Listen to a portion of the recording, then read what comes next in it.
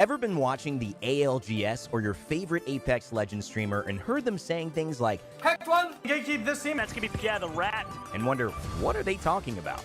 We wanted to take a moment to shine a light on some of the most common terms you might be hearing and wondering about as the newest season of the ALGS kicks off. This is gonna be fun, brother. Crack, no. He's cracked. Cracked, or flesh, is something you'll often hear when a player informs his teammates that he has eliminated the armor of an enemy and they are now vulnerable. Wraith is cracked, man. In the game, this is accompanied by a satisfying sound. Crack it in there. I kidnap two. He's again and he gets another kidnap! Kidnap is a sneaky tactical maneuver in which a Wraith player will use their ultimate to make a dimensional tunnel to an enemy team's location with the goal of having an enemy accidentally get sucked into the tunnel and be whisked away to their deaths at the other end. This third party central. We're gonna have to third them. Here comes the third party! Third partying in Apex Legends is a situation where two squads are fighting each other and another squad decides to join in, usually waiting until one team has been eliminated and the surviving team is licking its wounds. As you can imagine, this is about as welcome as someone cutting in on your dance or showing up when your party is over. But for the team doing the third partying, it could be a blast. Let's go, man! This has been some perfect gatekeeping. Great job gatekeeping this squad. TSM are one of those teams gatekeeping. Gatekeeping is a tactic in Apex Legends where teams take strategic advantage of choke points on the maps, choosing passages where teams will most likely need to go to escape the encroaching ring or other pursuers. Teams will often set traps or barriers as they lay in wait, spider-like, for their prey. So this is actually a great rat spot. High tier ratting right now. Devious rat strat. Rat, also known as rat strats, are when a player is the last living member of the team and chooses to strategically hide with the intention to gain them placement points. The goal is simply to outlive and outlast opponents, whether it is by shadowing a more aggressive team, finding a corner or a bush to hide in, or just finding a place that's difficult to assault. Ratting can even sometimes result in a surprising solo win.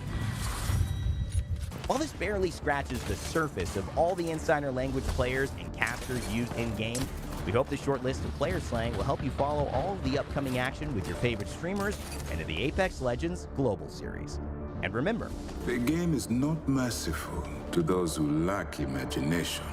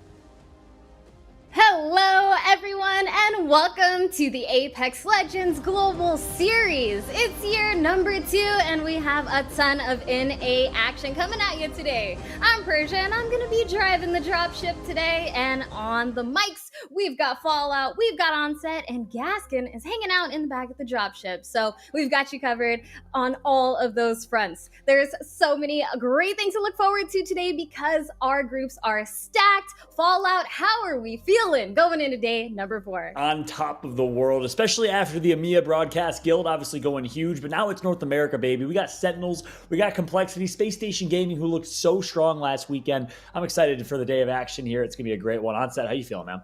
I'm pumped. You probably heard me before the show went live. I've been almost like unfathomably excited to just sat here making weird noises. I want to get into games. I want to see the action. EMEA was amazing. NA needs to put on a show to match it. I agree. I am ready to get into the action, and we even have a little bit of a recap video of the NA action from yesterday in case you missed it. So let's take a quick look at that first. It's game time, baby. Y'all ready to ride for me like I'm ready to ride for you?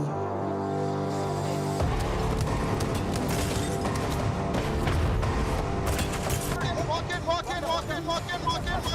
I'm down the zone, play my knock. Nobody's beyond 2, Naughty! Naughty, shoot! I'm crawling forward. Keep shooting, Naughty! Don't stop! No matter what, bro! Play the knock! Fast! She'll drop, I'm out of shot. Play mine! I'm body blocking for you, Naughty. Bye.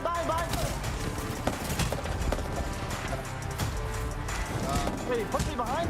Yeah, there's a rat behind you. Oh, yeah, I can't.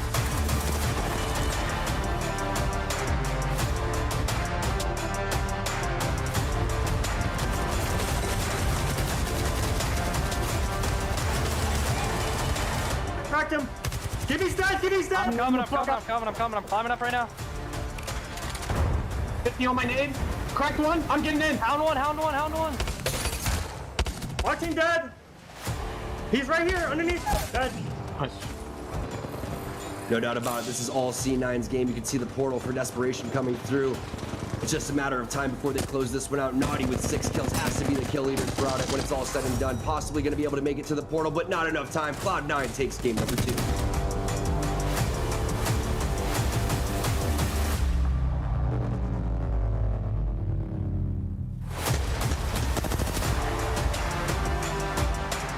The alternator could be clutch in this late game. Somehow, still 3 squads. The high ground might not work out for them. Abrelli now the last man standing. Can he deliver for his team?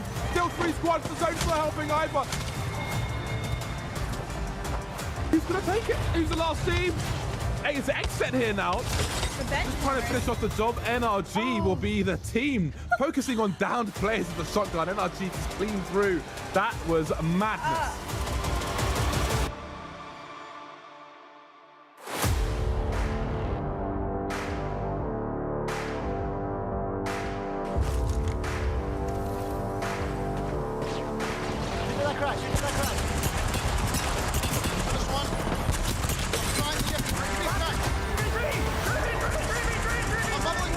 C9 has the advantage. They know all members of Premier have to come out of this door. I love the positioning from Zach. He utilized those traits for cover, and now he's able to move right in, not missing a single shot with the E/A. He gets them down, and C9 are your champions for game number 4.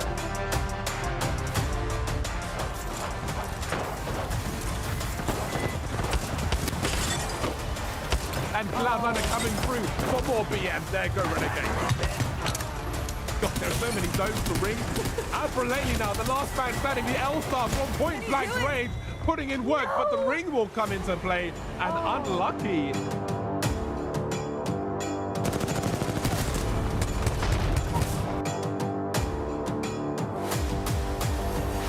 And they do manage to get that cleanup on the spot off to the right before Sleepy Panda was actually able to take it from right underneath Renegades. This is the last squad. This is the opportunity for them to come out on top, and Renegades are your winners for the last game of NA today.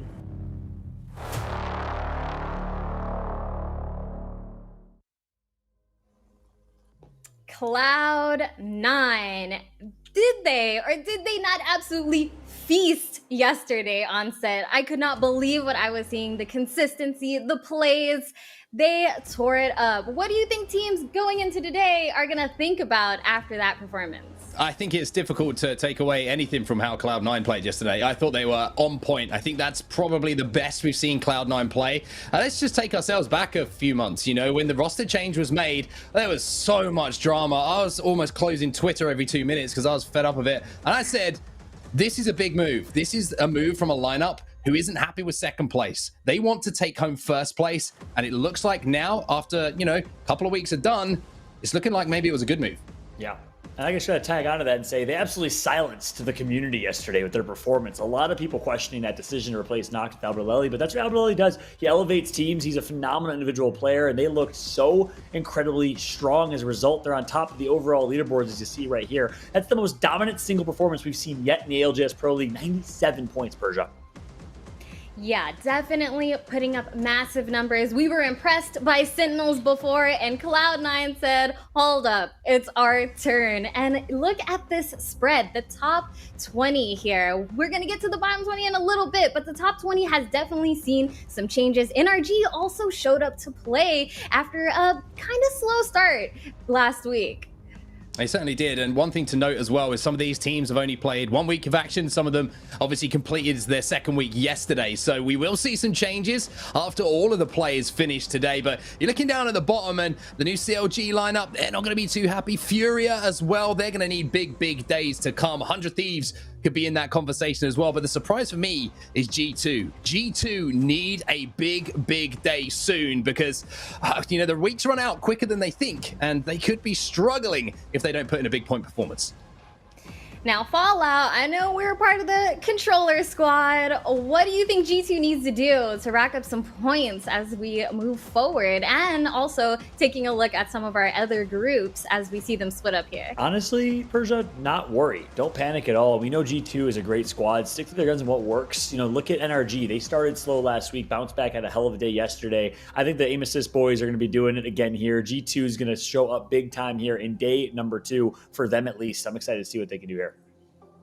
Yep, today we are going to be seeing Group C versus Group D, and this is going to be an interesting mix. We haven't yet seen all of these teams play against each other yet, so we're going to see how people adjust to each other. I'm looking at, you know, Group C right now. We got Complexity, Sentinels, Torrent, all of these heavy hitters, but you also still have people like Senior Service and SXG. There's literally no one that you can count out from Group C. Onset, what are you thinking about Group D? I think there's a few teams in here who need a big day, and that's how I look at it. There's a couple of teams who performed extremely well in week 1, but you look across the rest of the lobby, and I'm kind of taking Space Station Gaming and excuse me, Sentinels out of that conversation because a lot of those teams were in that bottom 20, and they need to step up. And I think this is a huge opportunity for them to do so, to put themselves back into where they think and where maybe their fans at home think they should be.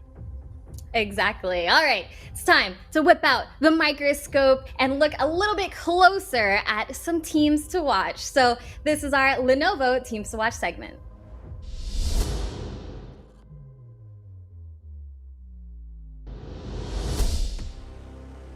All right, guys, we've talked a lot about our teams so far, but I want to hear about the 3 that the people at home should really be paying attention to. Fallout, hit me with our first one. Absolutely. How could you not be talking about Sentinels after their performance last week? 92 points overall, and of those 92 points, 42 of them were kills. They fragged out. Their average placement was 4.33, including 2 first place finishes, a second place finish, and this team picking up Lou in their debut looked so incredibly strong. I mean, they were just mopping up the entire lobby, running away and having their way with every single team. There was a round in a game where Lou took a 1v3 while his teammates were fighting elsewhere, and no problem was able to handle it with ease. You see the back-to-back championships or wins that they got. They performed so incredibly well. Team 2 for me is Complexity. And I say Complexity with a bit of a question mark because we don't know which Complexity is going to show up. This is the team that was a multi-champion from the summer circuit and the autumn circuit. They dominated back in those early days,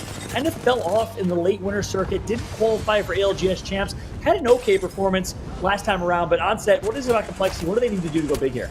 I think it's just momentum. We saw it a lot from the likes of Sentinels, right? Well, first game is massive here for Complexity. We know how talented this lineup is, and to be honest with you, I'm sick of saying it. I need to see results from these boys now. They came 7th place in week 1. Not good enough by their own standards, but I took a quick look at social media. I saw Monsoon there saying, anyone I see on my screen today is going to die. So that is about as big a statement as you could want out of Monsoon. Team 3 for me is Space Station. Zanile, Dropped, and Frex. I just think this team right now is the form team in Apex Legends competitive. The reason I say that is not just in tournaments they're getting it done. They got it done in week number 1. They were first place. They ranked up 73 points, which is very, very impressive. But it's their consistency across the week as well. Whenever you're looking at scrims, whenever you're looking at any kind of competitive settings, these 3 players, for whatever reason, seem to find themselves at the top of the leaderboard. I've been super impressed with the addition of Dropped. I think Dropped has been absolutely amazing. He's been instrumental for them, finding great positions towards that end zone, and Zanile has been clutch on Valkyrie, as you can see here, going up into the skies to clean things up with the alternator. You guys said it perfectly, and for everyone at home, that was your Lenovo Teams to Watch.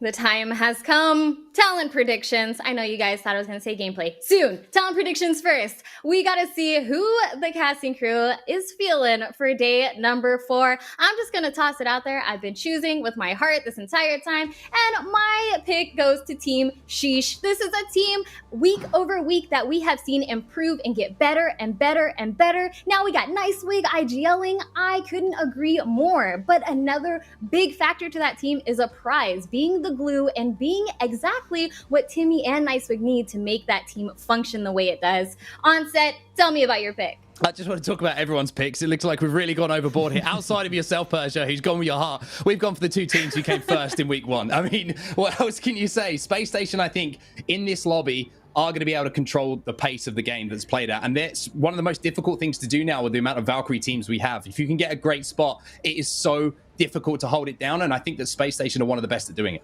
Hold on 1 second. You know, you said Space Station can control the pace. How do you control the pace of Sentinels? They play at a different speed. It is Mach speed in which they perform. I don't think anyone's stopping the Sentinel squad, Space Station included. I got Sentinels taking that.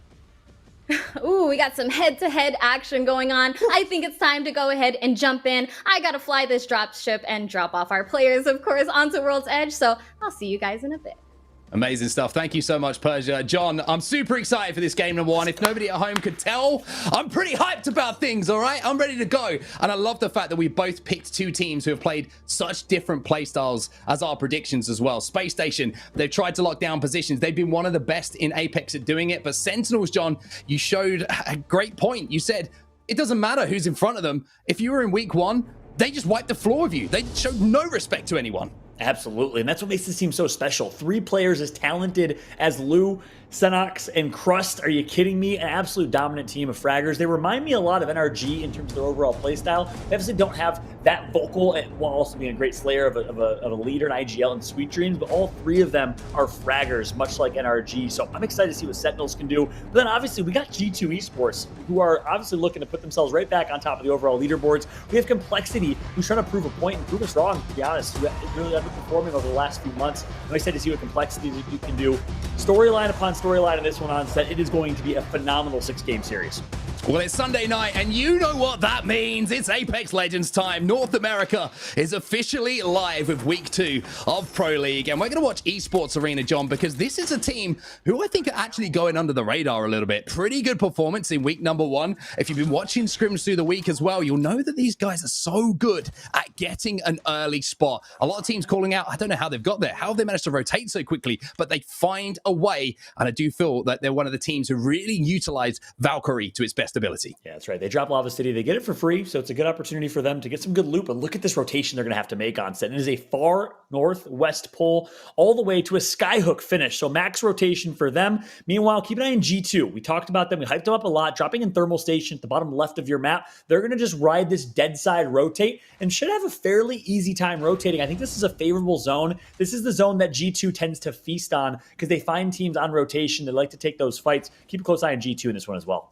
It's going to be interesting to watch how they approach things. Space Station Gaming, though, they're going to be very, very happy. They're going to be landing over at Lava Fissure. They don't have too far to go. And like I mentioned, one of the best teams are holding down one of those strong spots towards the end game. And for the majority of that game. But Signers, please. They're going to be landing a few early shots here over at Trials in towards Skyhook on some of those teams who are trying to quietly go about their business. But one thing we all know about Trials, one thing we all love about Trials is when you land here, you're guaranteed to leave with some decent loot. Yeah, that's right. Synced and Wicked, longtime teammates, well before even the Apex days. They've been playing together for a while. Obviously, Synced had a chance to compete with Rogue, aka T-Treb, one of the top streamers in Apex Legends that was on Ranked is Harder, actually won a championship, came out of nowhere, that squad, and proved maybe perhaps Ranked was harder as they dominated in the late days of the Winter Circuit, qualified for the Winter Circuit playoffs. Excited to see what they can do. And of course, we got to show some love to Sentinels, who are still dropping in the former sorting factory area where obviously they used to always drop. Now Lava Siphon, same location, same spot. It's a great position to drop because you're very central map. You get good loot. So keep an eye on Sentinels as they have to make their rotation pretty far as well. I think they're going to rotate right behind Aim Assist if I'm correct, on the west side of the map.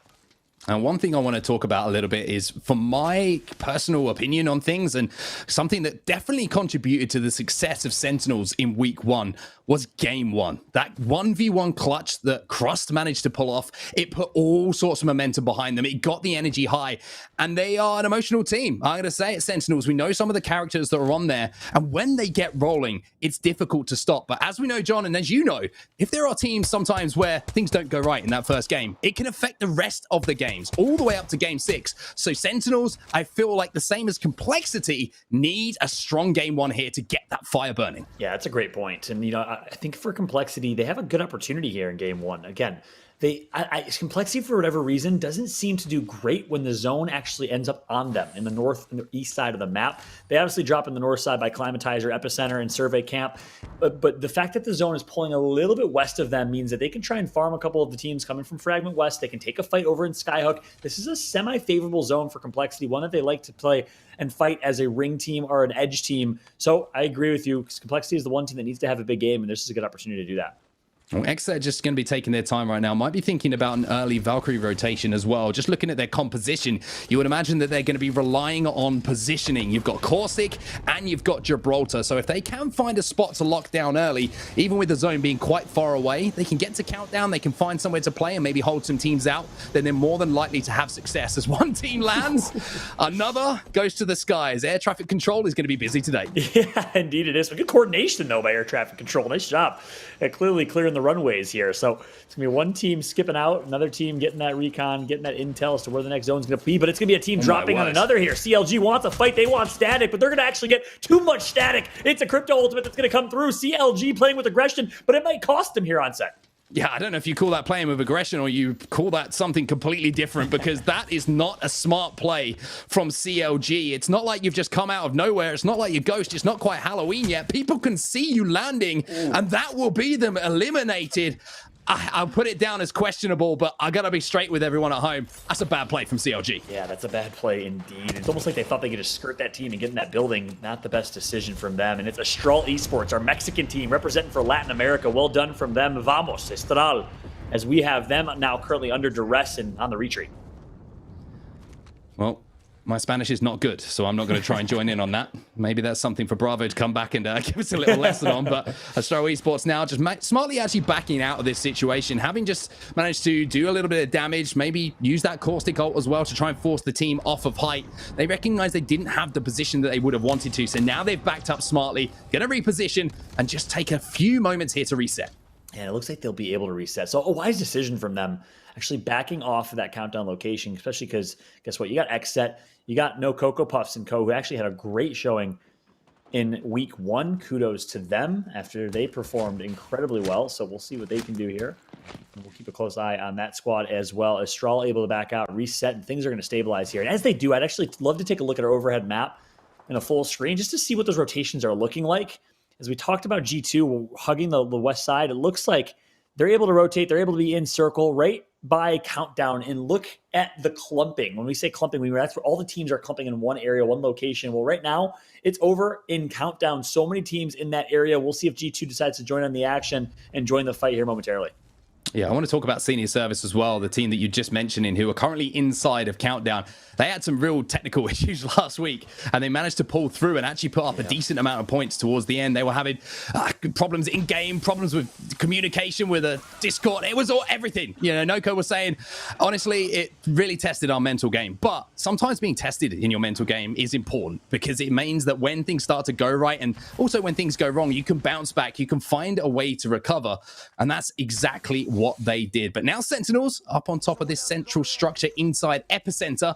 No surprise to see them playing Edge again. And Edge comps, I think, have been something which is, like I mentioned earlier in EMEA, I've been having a lot more success here, John, when we've had the influx of Valkyrie teams. Yeah, that's right. And I love that Sentinel still runs Bloodhound. Gets me all types of excited, but Complexity finds himself in a fight right now on set. Yeah, they certainly do. Reptar is in all sorts of problems here. He's missing a couple of shots as well. It's a 2v2 as Shiny has managed to take the time at least to get that battery off. He's going to go for the res as well. Interesting to see if he has a gold bag or if Monsoon's just going to be back with a slither of health. It is going to be that slither. The missile swarm comes in and Complexity are getting out of dodge. They are out there. Yeah, they do not want this fight. They're in a disadvantage. No wise decision. All three of them on the same exact page. That's one thing you got to say about Complexity.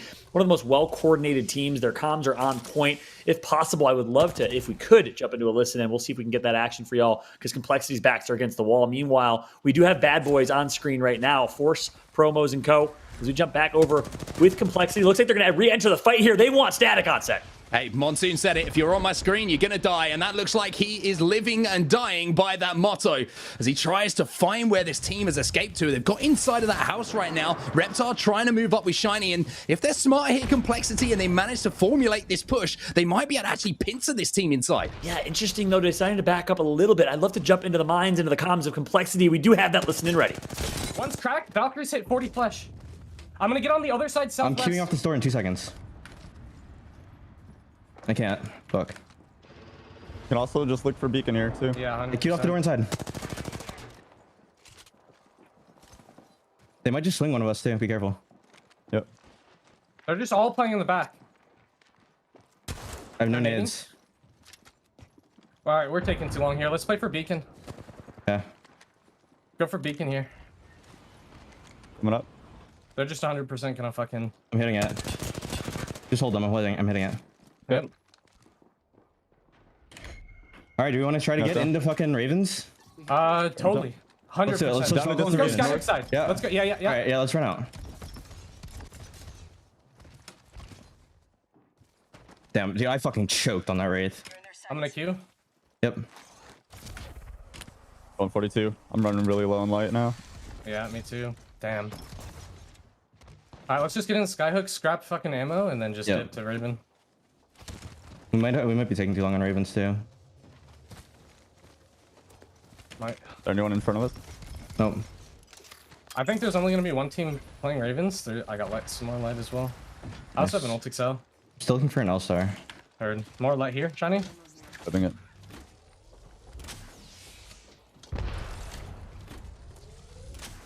Well, you heard the comms from Complexity there, John. Sorry to jump in. I'm getting overexcited today, John. I've got to be honest with you. I'm so excited for the action. I love the idea, though, from Complexity. Again, that's twice we've been on board with them, and twice they've tried to push a team. I love the aggression, but also, like you said quite rightly, the willingness to disengage when they realize things aren't going their way. That's right. I do enjoy the aggression. That's one thing that I feel like has been missing from Complexity's identity for some time, is the finishing with that aggression, staying committed. A fear factor, right? Exactly. A fear factor. Exactly. Yeah. You know, and that's another thing. Their team comp, obviously running Valkyrie instead of going for Bloodhound or Octane or more aggressive team comp. I feel like their identity, their DNA as a team is just a high fragging team, kind of like a Sentinels.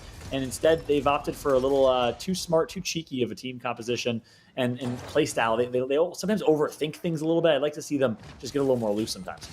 One thing that might actually help out Complexity with recent changes to comps, etc., is how Bloodhound has fallen out of favor with quite a few teams. So they will be able to be a little bit more sneaky. Bad Boys, though, who are still inside of this building for now.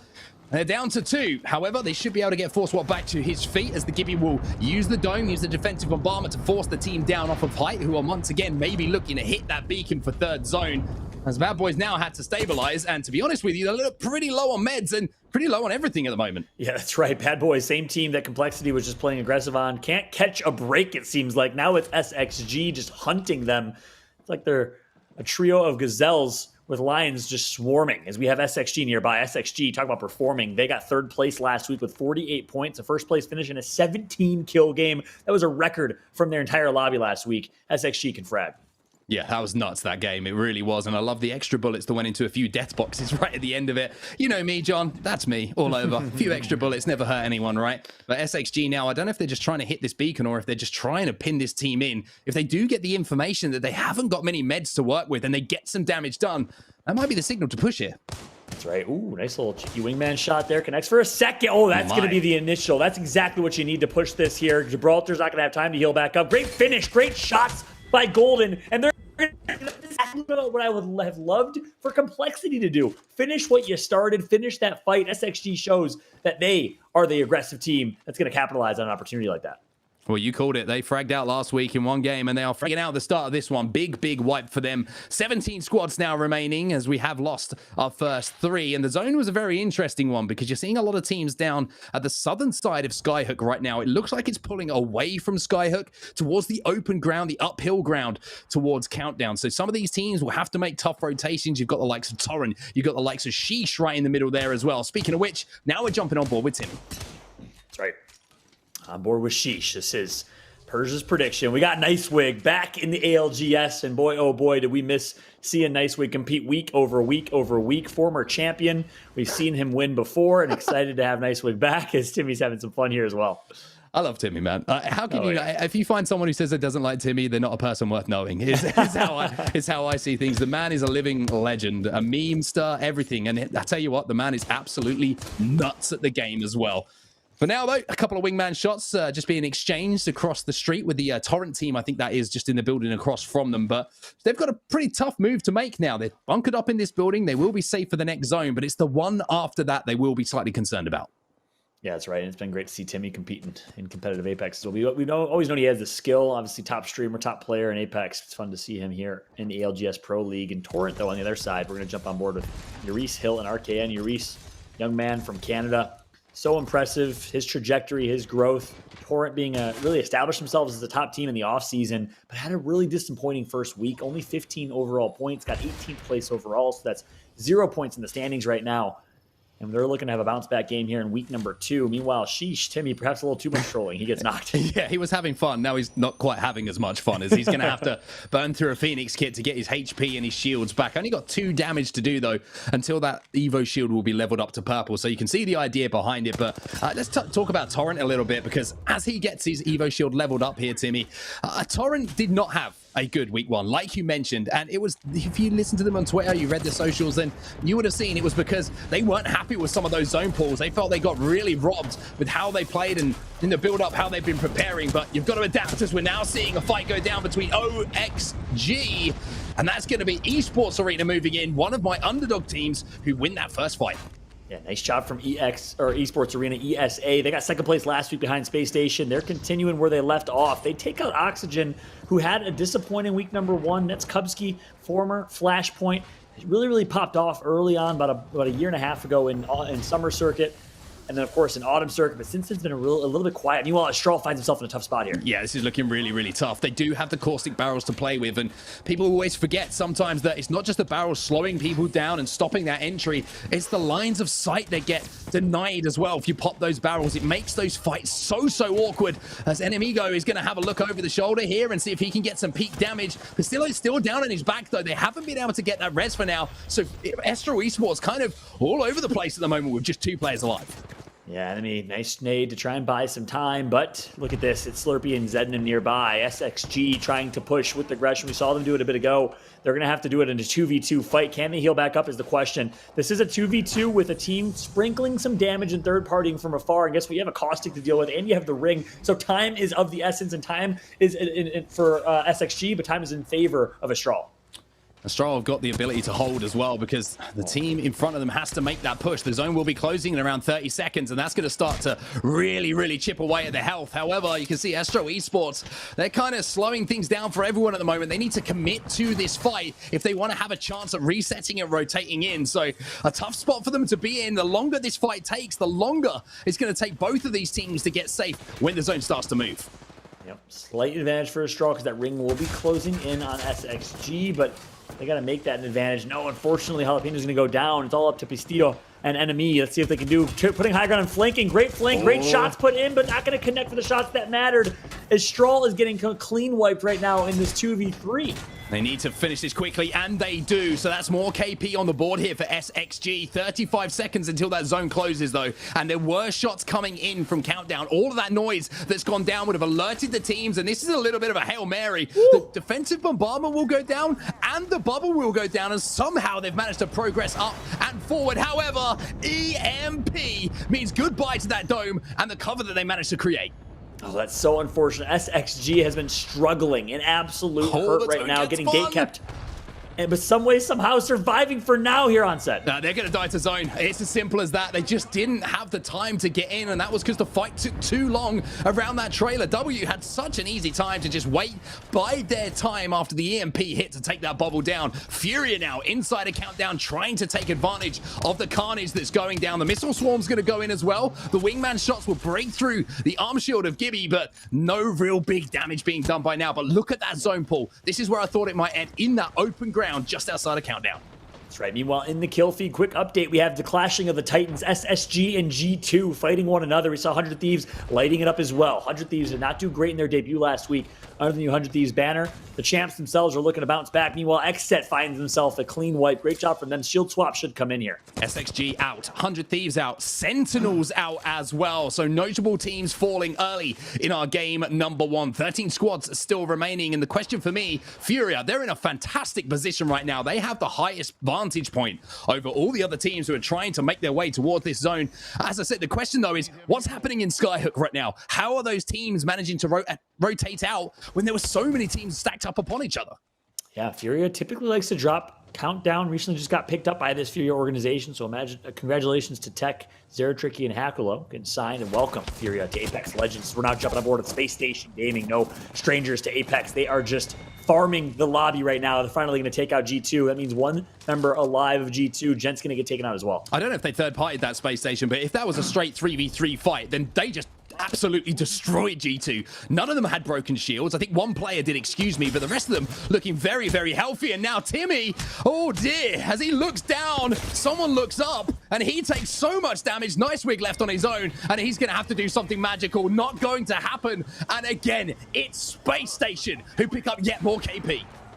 Space Station is dominating right now, showing that placement and strategy perhaps reigns supreme over the aggression of Sentinels, who's been eliminated already. Torrent, though, unfortunately finding themselves in a bad spot here. Only one left there. Shiny going up the balloon. I don't know if that's going to be effective or if he's been taken out as well. If he can survive for a few seconds, it might be the difference between getting top 10 and top 6. But look at SSG, center zone right now, and not missing a single bullet as the Nile picks up another.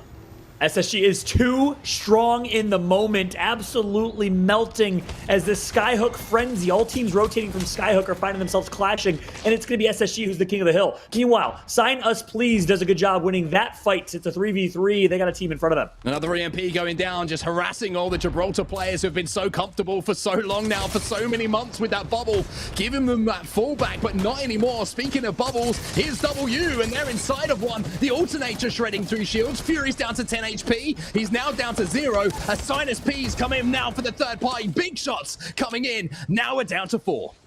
Yeah, it looks like Furia got taken out in that exchange as well. Sinus Please alive. Space Station Gaming alive and very well. Might be a Space Station Gaming start here. We'll see if they can close it out. They have Caustic and they have Valkyrie. We saw Zenile with some of the cheekiest Valkyrie plays in late game last week. What a brilliant play that was. We'll see what's up their sleeve here in this late game. But that Caustic ultimate is available and should be a big help. This is massive here for Space Station. They have perfect position. Take yourself out of the game for a second. Look at the map down. You have every other team on the Countdown side. They're all going to have to take shots from each other if they want to rotate in towards where this zone is going. Space Station are just going to be looking out on the field. Not only are they in position to win the game, but they could pick up so many KP as well. Yeah, that's right. So they have to fight each other from Countdown, all three teams. And Space Station is also just going to have a chance to rain down fire. They can get on top of that rock, have a nice little vantage point, head glitch a little bit from that rock on the rotation, and kind of gatekeep the rest of the teams as they're going to be entering and trying to collapse on this circle. We got a stacker in this late game. One team low ground, a couple teams high ground. Xset here find themselves in a decent position, but I prefer to be the high ground team right now. I think Sinus Please has a slight upper hand. Space Station certainly has the win condition. They certainly do. Now Xset trying to make their move. However, the defensive bombardment's going to slow things down. They do pick up a couple of kills, though, and it's going to be the last player, Noko, who goes down. Here it is. And now that'll be down to our final three. Space Station just have to show trigger discipline here, and they have to hit their shots, and they should be in position to win this game. Frex is taken down to very low shields, though, and now Space Station are starting to get focused, but what a bubble that is. The timing on that bubble means they'll be able to reset where the other teams will fight. Dropped, now moves in. The caustic gas is down from Xset as well. As we still have 3 squads remaining, it's all up to Space Station now to move in and clean up these final pieces. That's right, on board with the drop right now. Space Station's played this near perfect so far, but they got to close out this 3v3. Frex doing a good job popping some barrels and keeping his team alive for now. Had to pop that ultimate already. 3v3 still pretty even here as Xset's going to get eliminated, and it looks like Space Station should be able to clean up. Frex with a swing, though. He's going to pick up one. That's a great knock. And SSG just doing what Space Station Gaming are becoming synonymous with, and that is winning games of Apex. Game number 1 goes to Space Station. Brilliant play, and I want to start by speaking to how Space Station played on the earliest part of that last zone. They had an opportunity to really fire off on every team, but you said one word, you said trigger discipline. They had more than just trigger discipline. They had a head glitch discipline, as you saw them not get overzealous in trying to take advantage of those peaks, because I think he would have gotten knocked on the top of that hill. So instead, they back out, they retreat, they play the Gibraltar utility and abilities to perfection. The dome shield comes in, the defensive bombardment comes in to buy them some time to heal back up. They let the other teams fight each other and then re-enter that fight to clean up. But ultimately, they had to clutch that 3v3. They had to hit their shots, and they did. Space Station played that near perfect. It shows how little room for error there is in endgame, and that was a perfect example of it there from Space Station. That Gibraltar bubble is 0.1 seconds later. Someone goes down. It is a totally different situation for Space Station, but they didn't. They got the timing absolutely right, and look at that for a game 1. 13 kills as well as the win. 25 points on the board. That is massive. Space Station continues right where they left off. A crazy performance, and goes to show a Wraithless team comp certainly cannot be ignored. North America leading the way and maybe evolving the meta a little bit. We didn't see a whole lot of that in EMEA, but Space Station does it to near perfection with the Valkyrie, Caustic, and Gibraltar team comp. Sinus Please in second as well. Very good game from them. Look at the kills almost equaling Space Station. Xset with third. Senior Service managing to scrape into fourth, but no KP along the way for them. So maybe not the points tally that they would have wanted. However, they did get those placements on the board. This is the lineup, though. I mean, damage across the board. Great assist. And Frex, 8 kills for him. Big performance from the Space Station man. Yeah, massive performance from the IGL of this team. Got dropped from NRG about a year ago. Felt like he was still good enough to IGL that squad. So he said, you know what? I'm going to form my own team. Picks up Zenile, and then recently picks up Dropped. Look at that. Look at the support done, the damage done from Drop playing Gibraltar to perfection. You shouldn't be getting all the kills in the world as Gibraltar. You should be doing damage, supporting your team, and of course playing utility. He plays that role so incredibly well. I am beyond impressed by the Space Station squad. In my opinion, completely redefining meta, because look what it does. When you don't have Wraith on your team, you have the ability to pick up a second Caustic, in addition to a Gibraltar who has so much utility and can go so big. I love what I'm seeing on a Space Station right now. Well, no surprise to see the overall leaderboards looks exactly the same after our game 1 due to the points that have been accrued. Looking across those, CLG, I think they will never want to see that game again from the play that they made right at the start. But the real surprise for me, I mentioned this right at the start of game 1, John. Sentinels, momentum, going out with 0 points on the board, losing your first team fight. We'll have to keep our eyes on them as we roll through the games. And I'm gonna have to eat my words. Too soon to eat my words. I'm sticking with my prediction for now, but we didn't see what happened to them. They got taken out early. One of the first teams eliminated from that one. Not sure exactly what happened on their rotation from Lava Siphon, so we'll see if they can bounce back and have a better game 2. Well, it's time for us to jump into a break now. Game 1 was a banger. Game 2, I can only imagine, is going to be just as good. We'll see you in just a few.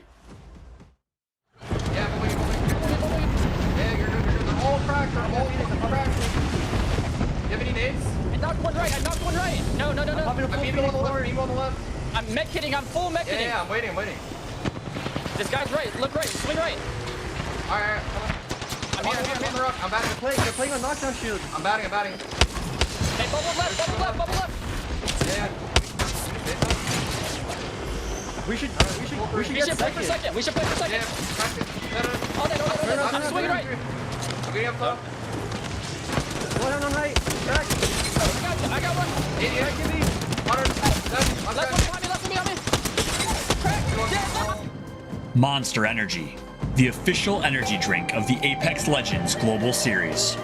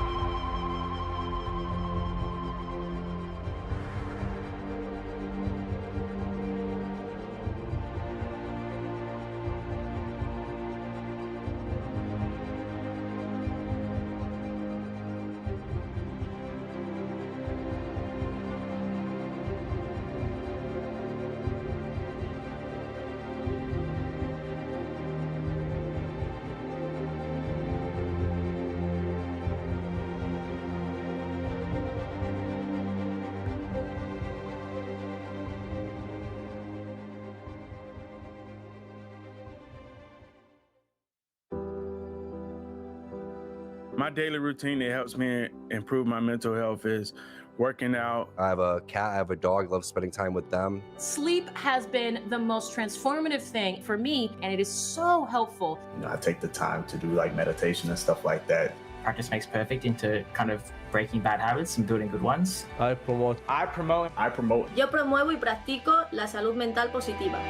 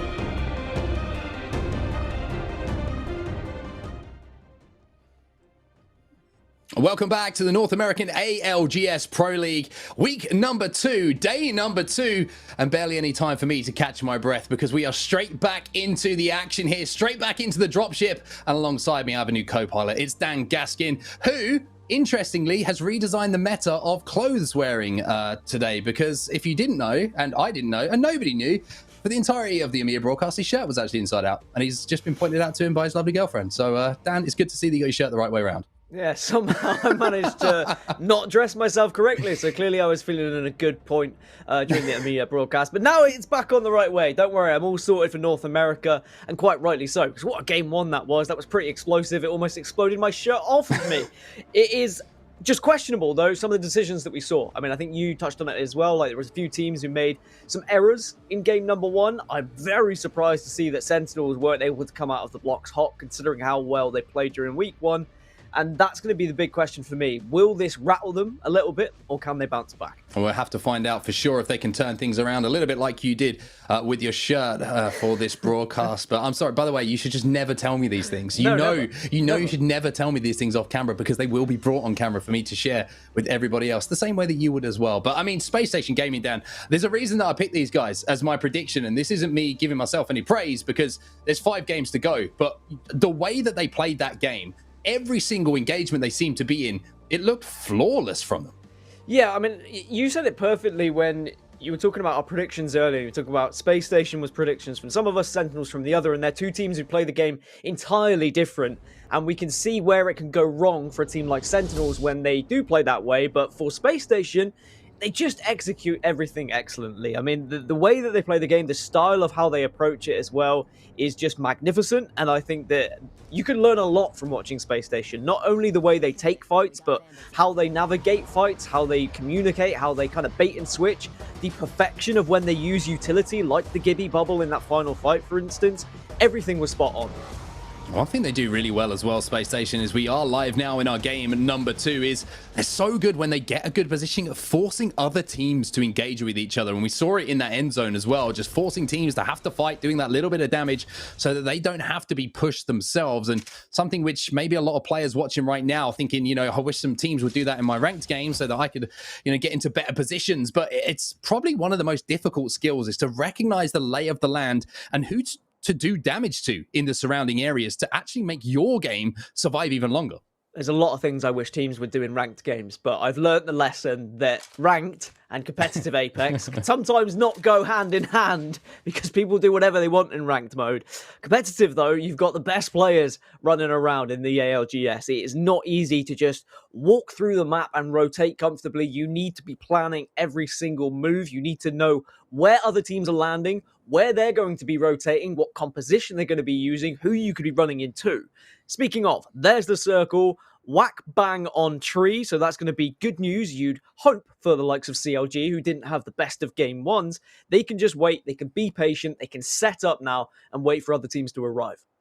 Well, it will be a better game for CLG in game 2, and I'm not harping on at them, I'm just saying it was not a good play in game 1, so they don't have to make any redeploys here. They're going to be safe in zone, and they should be able to get a very, very solid position to play for end game. And Senior Service made it into that top 4 as well. And speaking of Noko, during the week, you know, he was saying they found their groove as a team where, you know, Davis is really, really good at calling the zones where they want to play. But Noko has taken over the role now of actually calling the fights and how they try and position themselves, who they want to focus. And that's such a vital thing to get down, to know where the comms are coming from and who to react to in the moment, in the battle that you're currently engaged in. I just don't want to see Senior Service go through the same pattern we saw in week 1, where they were able to get 3rd twice and then a 5th place finish, and then they completely dropped half in the second half of it. They dropped off, excuse me. They finished them 14th, 17th, and 20th. They just almost seemed like they were too ahead of themselves. They were like, oh, we're actually up here with the big boys. Like, we can actually compete. We could maybe even win this week. And it's almost like it got to their heads. They completely fell off. They didn't look comfortable at all. They were making some questionable decisions here or there. So I want to see them find the same consistency they did in those first 3 games from last week and game 1 today, but carry that out through all 6. I know it's easier said than done, but I just think now they've had that first week, now they've had that experience kind of as a team, they know what they're going to be doing, they know how they want to approach a game, they should be a little bit more comfortable here in week 2. Well, let's talk about what Sentinels are doing right now, because interestingly, they moved their way over to Tree. They had a pretty good building to play from, and they've completely abandoned it. They've now gone back towards Lava Siphon, and for me, I think they're just trying to find some teams on that rotation. Maybe they're not happy with their loot pool, and they don't think that they're going to be in a position with enough shield cells or whatever it may be medical-wise to last out that end game, but this is the Sentinels that I want to see. I want to see them patrolling. I want to see them taking 3v3s, because if anyone can end a 3v3 as quickly as physically possible, it is the Sentinels roster.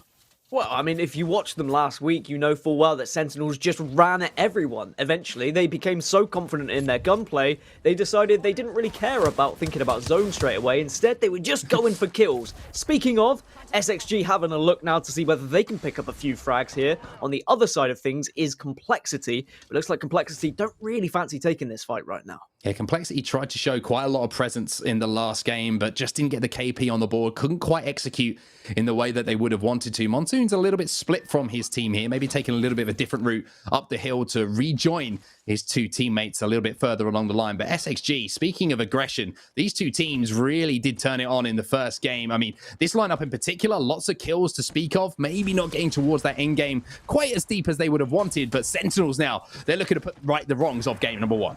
Bubble goes down, and it looks like a bubble fight is going to occur. How can you manage to push this one? Are you going to get the kill? Senox goes down, so it's a 2 versus 2 now in this situation. Lou's got to clutch up as the Gibby will back off, will shield up. Yeah, he's got to be careful of the third party, though. This team's looking from tree, and the lines of sight aren't good here for Sentinels. And Lou, oh, you're on your own, and there's another team approaching from the height. He's going to use that defensive bombardment to try and hold it off, but 2 games in a row, Sentinels fall inside of the first 2 teams down. Not good whatsoever if you're a Sentinels fan. And who did they go down to? A team I've been wanting to say for ages. Sheesh! Yes, that's the one I've been able to finally do. I was so jealous I didn't get to cast them last week. But here they are. They managed to pick up the kills. It's easy frags in the end. Sentinels were weak. It was a fight that maybe Sentinels thought they'd be able to take and quickly get out of, but it lasted a little bit too long. And again, Sentinels going out in 19th position. This is not the Sentinels we expected to see. Well, let's talk about this rotation coming in now from Furia. We know that Tech likes to analyze the game at, the most intricate kind of levels. And let's take a second just to remind ourselves where the zone is. We're down a tree. And at the moment, they're at the complete opposite end of the map. They are moving their way across at the moment towards Climatizer and taking a very, very different look at things here. So Furia obviously with a plan, and look at the comp as well. Fuse involved once more. We saw it in EMEA, now it's moved over to NA. Yeah, Fuse is one of those legends that really can spice things up when it comes not just to the end game, but just fights in general. But it does look like SXG are very much looking to try and make a rotation through right direct slap bang in the middle as well. A lot of different ways to rotate through this map and a lot of different ways to try and get down to the bottom towards tree. And again, it's about knowledge. It's about studying other teams, watching other streams, and recognizing who's going to be where at what points. You'll hear it in communication sometimes when we go into listenings. People will say like, oh, X team is going to be here around this time in the game. We should potentially avoid that. Or we might be able to ambush Y team here because they're going to be pushing in this zone. And it really is amazing the kind of strategy and the awareness that comes from teams just from doing research. Well, look at Estral Esports right now. They've managed to take control of arguably the best building to be holding right now, right deep into the zone. We've seen a lot of end zones around this particular buildings with teams having to force their way uphill from a little bit further outside of tree. So they're going to feel very comfortable right now. I want to see where CLG are, though, what position they've decided to take up, because as we know, they do drop over at tree and should, in my opinion, probably be in the position that Estral Esports find themselves in now.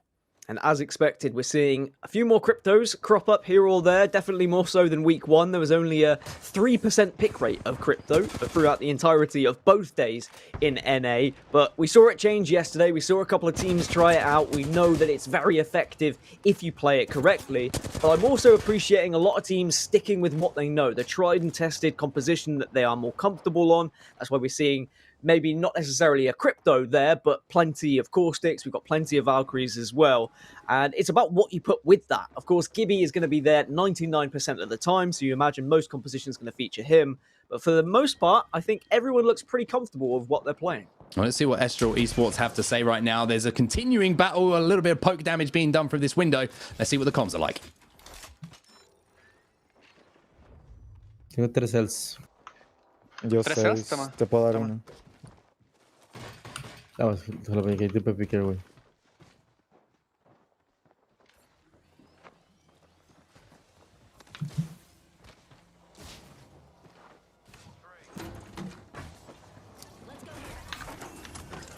Se consienten el choke también. ¿A dónde están yendo mis balas?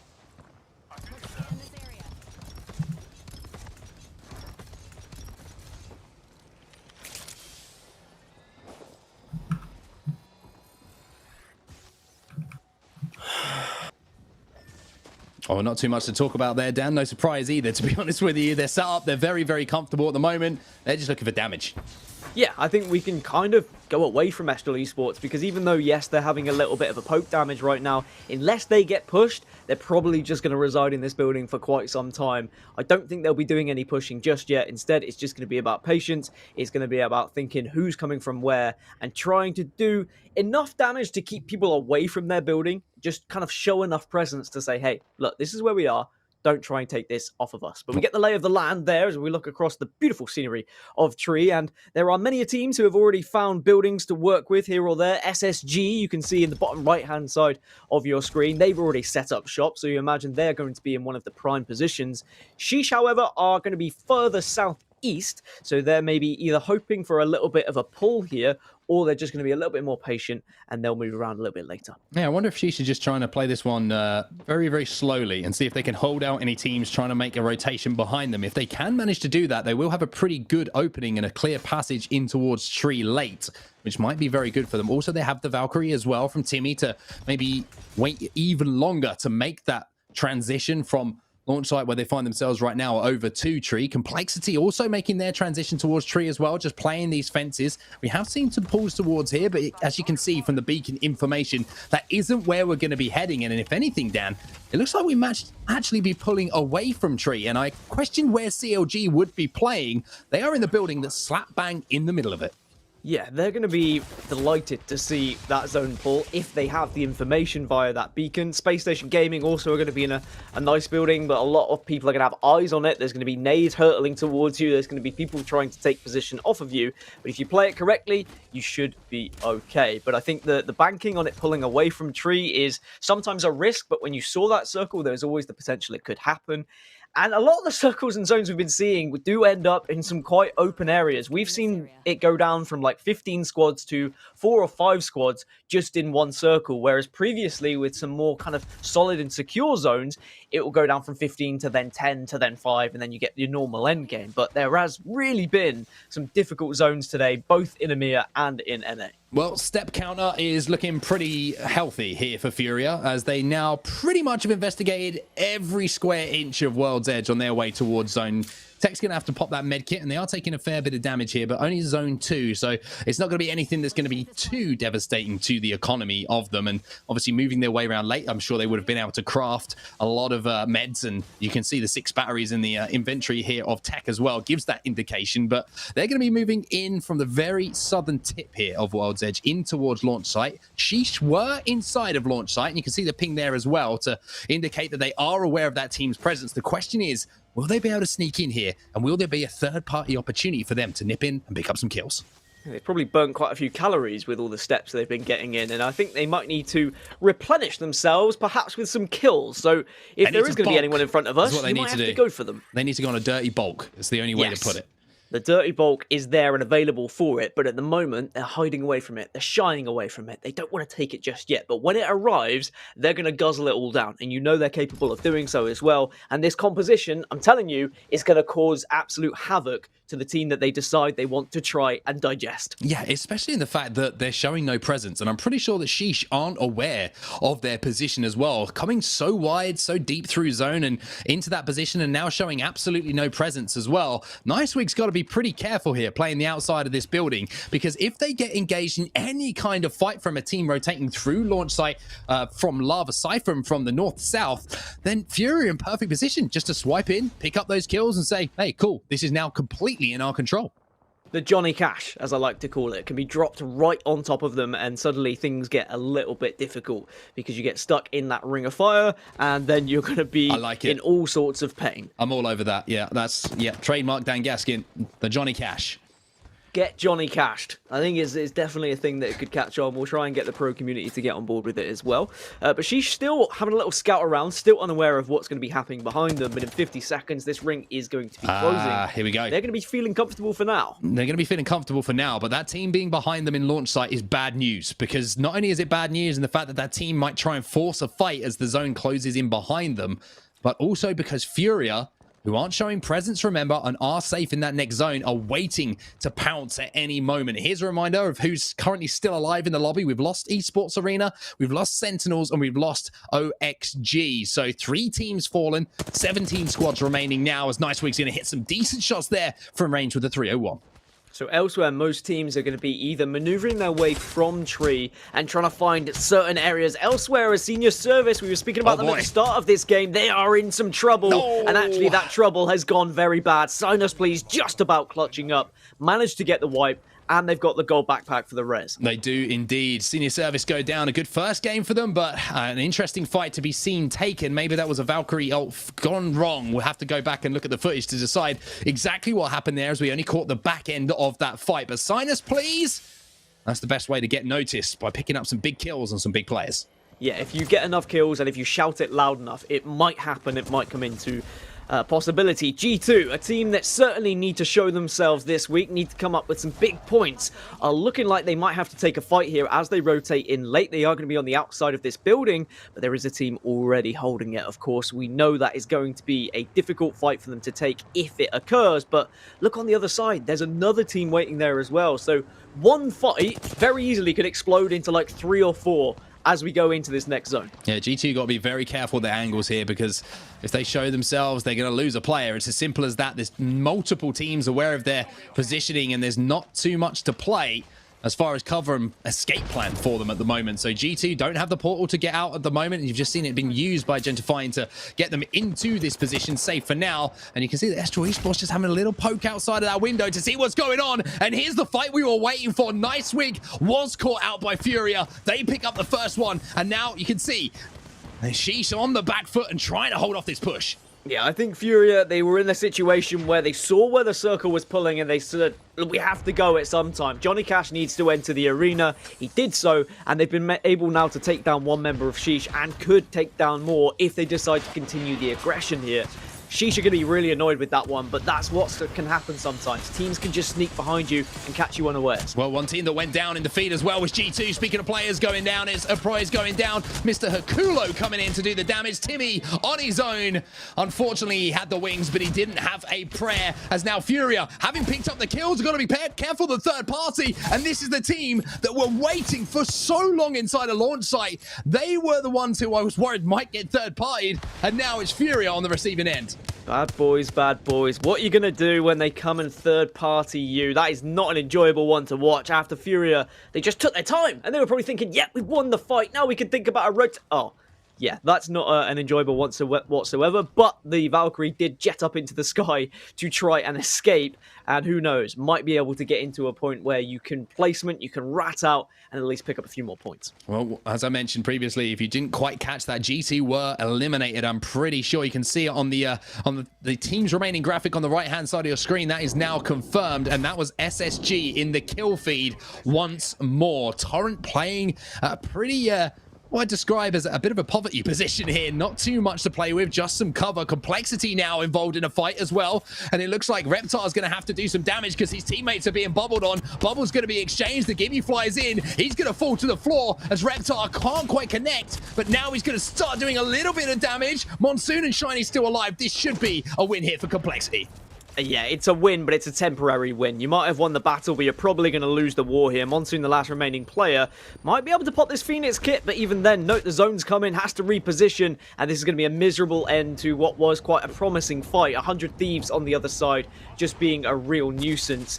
And it was just one of those cases where you had the Eva 8 out and you're like, you know what, screw this. Let's just get the LMG out. Let's get the L-Star on the go. And boy, did that hit hard. Oh my word. Speaking of hitting hard, the Nox gas goes down from the Caustic. 100 Thieves looking pretty strong in this fight. However, they're going to have to back up here. Scurry's going to have to be extremely careful as now they do retreat. SSG once again in position to steal away a couple of kills in the feed as well. Tech has managed to stay alive here for Furia as well. Down on the low ground, you can see one team taking a heck of a lot of damage as well. But it looks like 100 Thieves have managed to reposture themselves inside of this truck now, and the Spitfire in the hand of Vayne as well. We know how the chopper can sing.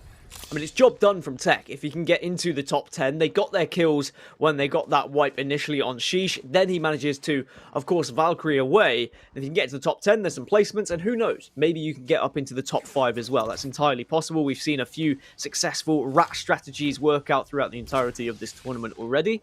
100 Thieves are in such a good spot right now, though. When you look at where that circle's going, The van that they're in and the building that there's just northwest of them are going to be two of the hottest places right now. Having a caustic is huge here because you can defend this, you can use it to cut off sightlines a little bit as well. You make it so awkward for all of the other teams that are trying to kind of get shots off you, trying to get nades on you, or trying to take the position off of you. Well, is it a van? Is it a truck? Is it a train? Who knows? But one thing I can tell you is it's time for a listen-in with 100 Thieves.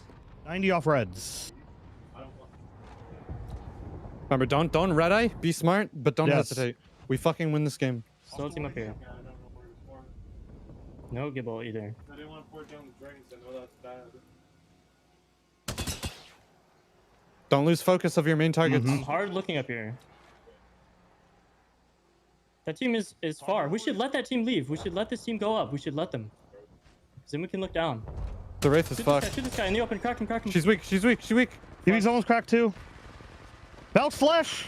Gibby's one. We should look behind us, I think. We should look down here. Yep. Do it. Do it now. Watch the store. I don't see anything. I don't see anything. We should look back here now. We should probably look back here. Yeah, we gotta look at these pipe team. Look at the pipe team. Yep, yep.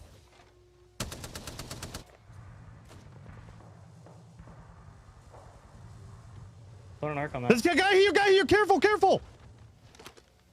It's gotta be a rat. Can we get inside maybe? There's knocks on both. There's trades inside. Can we get... We were listening to 100 Thieves there, Dan, but somehow Furia still have Tech alive, and he is a problem now for Vayne and 100 Thieves. He's just gone down, so finishing in 4th place. So that is a really impressive rat strategy. It's worked out for them. Now we're down to 3, and 100 Thieves are slap bang in the middle of this zone. Similar to what we saw SSG try and do in the previous game. Just hold center, make sure you're all communicating, make sure you're watching every angle, do enough damage to make it difficult for teams to push you. 100 Thieves doing a lot of damage as Spitfire starting to sing, starting to hit those high notes as Vayne now looks down on side of this building and he's just trying to see if he can see any signs of life in front of there. That's going to give the information. However, he's not going to be able to smash through that door quite yet as there is that other team up on the high ground. So for 100 Thieves and for every single team that's still involved in this fight, Estro Esports being one of them, it's a game of patience now, Dan, trying to force one team into the other.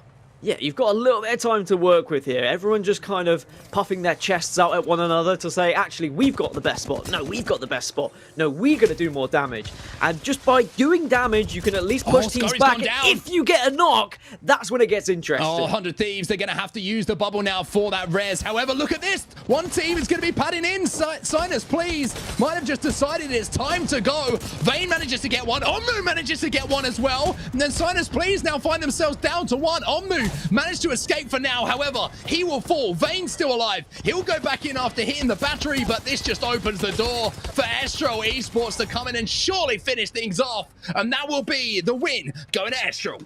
I think Sinus, please, they had to push out at some point, right? They recognized there was a vulnerability. They saw the bubble, they saw the knock, and they said, we're probably not getting out of this building alive. If we stay here, if this carries on being a stagnant fight, we finish in 3rd place. We've got a chance to finish in 2nd place at a very minimum here if we try and push this other team. I'm not sure, though, if they even did finish in 2nd. I didn't see who actually went down first because Estro just mopped both teams up at the same time. But Estro will be delighted to see that kind of octane soaring across the mountain there to give them the advantage in the fight. But it was the knock from Estro that initiated it all. It was 100 Thieves who managed to get 2nd place in the end. So the Sinus Please push didn't work out for them. But still, a lot of points between those top 3 teams. Well, as I say, any language outside of English is very poor, but I will say vamos to Estro Esports. A fantastic performance from them, taking home 1st place, 20 points on the board. Furia, though, Tech with the rat strategies that we know and we love, getting him into 4th place. 3 kills on the board for them. We saw those kills go down as well, and a much better performance in that game number 2 from CLG as well. Also, shout out Furia. I mean, what a rat that was from Tech. And just, I mean, the way they played that game in general was quite strange when you look at it. It was very strategical, though. They rotated very late. They went through the red. They got their steps in on their pedometer, as you said. And then they just kind of held. And they were silent. They waited. They got their kills. Unfortunately, the 3rd party came in. but they did Valk away and they managed to survive. But it was Estral Esports who come out on top in the end. A decent amount of damage and well played in the final circle. Really good rotation from them as well. We saw them in that initial building up on the high ground, which we expect a lot of the tree zones to pull towards. However, they had to then transition across to the double dome building. They picked up some big kills there. I'm pretty sure a couple of those kills went down to onto G2 on the outside of the building too, and then just timing their push at the end absolutely perfectly. It wasn't difficult at the end game for them. We might kind of put that into perspective. It was an opening given to them, but it's one thing to have the opening and it's a completely different one to take it down. It was given to them, but they also kind of created it by getting the knock in the first place and forcing the other teams to actually make a decision. And sign us please, they will carry on being first place. So despite the push at the end that found them in third rather than being able to take top 2, they're still on first place with 39 points. Space Station will drop down. They'll be in second, and then Xset followed by Estral, who take a mammoth leap. 9 places up to 22, and 100 Thieves also pushing themselves into the top 5. Concerns though for the likes of Sentinels and Complexity. 2 games gone, of course. We still have 4 to go and a long way to go as well. But G2 as well, down in 16th, Dan. After week 1, the same could be said for Torrent. It's time for some big games from them. Yeah, there's a few teams here now who are probably going to start to get a little bit nervous because it's not just 2 games in, it's technically 8 games in without finding that kind of footing. That expectation is going to be on the shoulders, not just from fans, not just from your teammates, but also the organization as well. So we need to see things being picked up for a few here going into game number 3. Well, it's time for us to take a break because game number 2 is done. Game number 3 is just around the corner, but game number 2, that belonged to Estral Esports.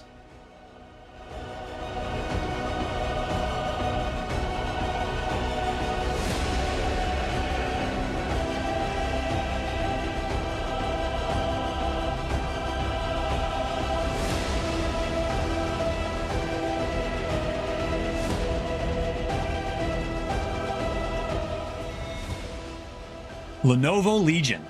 Gaming PCs that are stylish on the outside and savage on the inside. The official PC and monitor of the Apex Legends Global Series.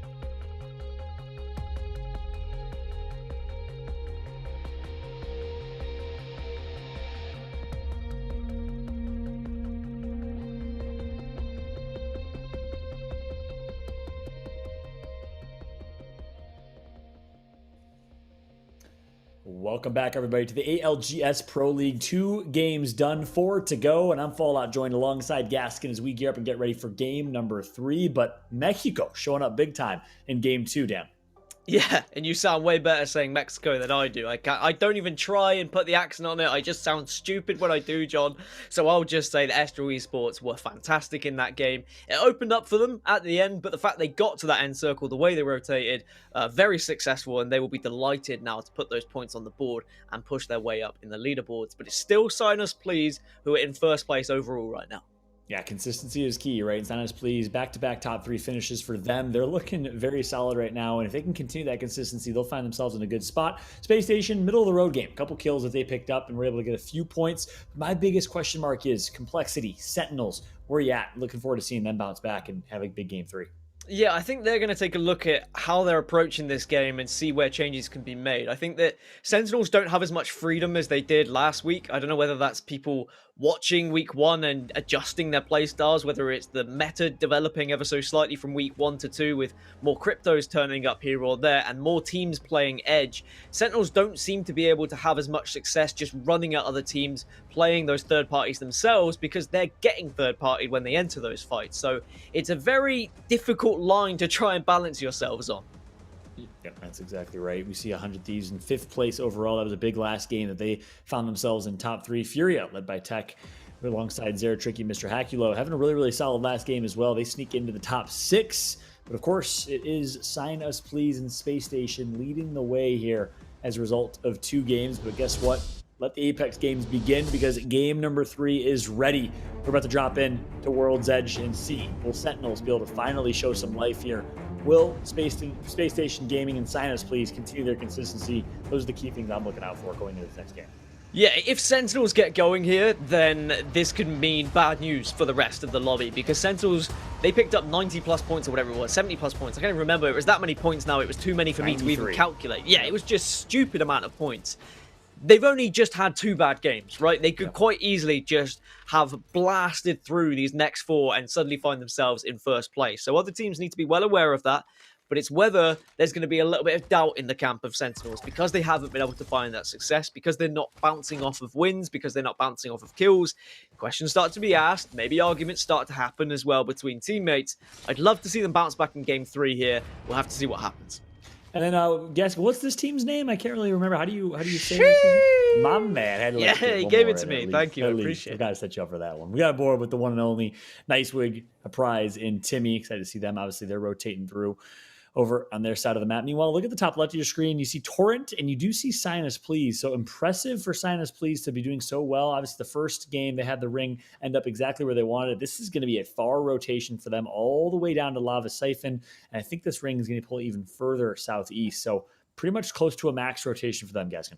Yeah, I mean, a circle that's just finished between Tree down at the bottom and over towards launch site is now going to be heading over to launch site again. So it's a dead south rotation for so many teams, and they're probably just going to be sighing as they have to move their way across the map soon. They have to just say, we can't loot for too long, boys, unless, of course, they have a Valkyrie, and then maybe they can wait a little bit longer. As for CLG, though, it is another very close zone for them. They do have time to just have a decision here as to whether they want to loot, whether they want to try and hold things down, whether they want to push out to the edge. That is something that we do see some teams do when the circle is very close to their drop spot. They look for kills.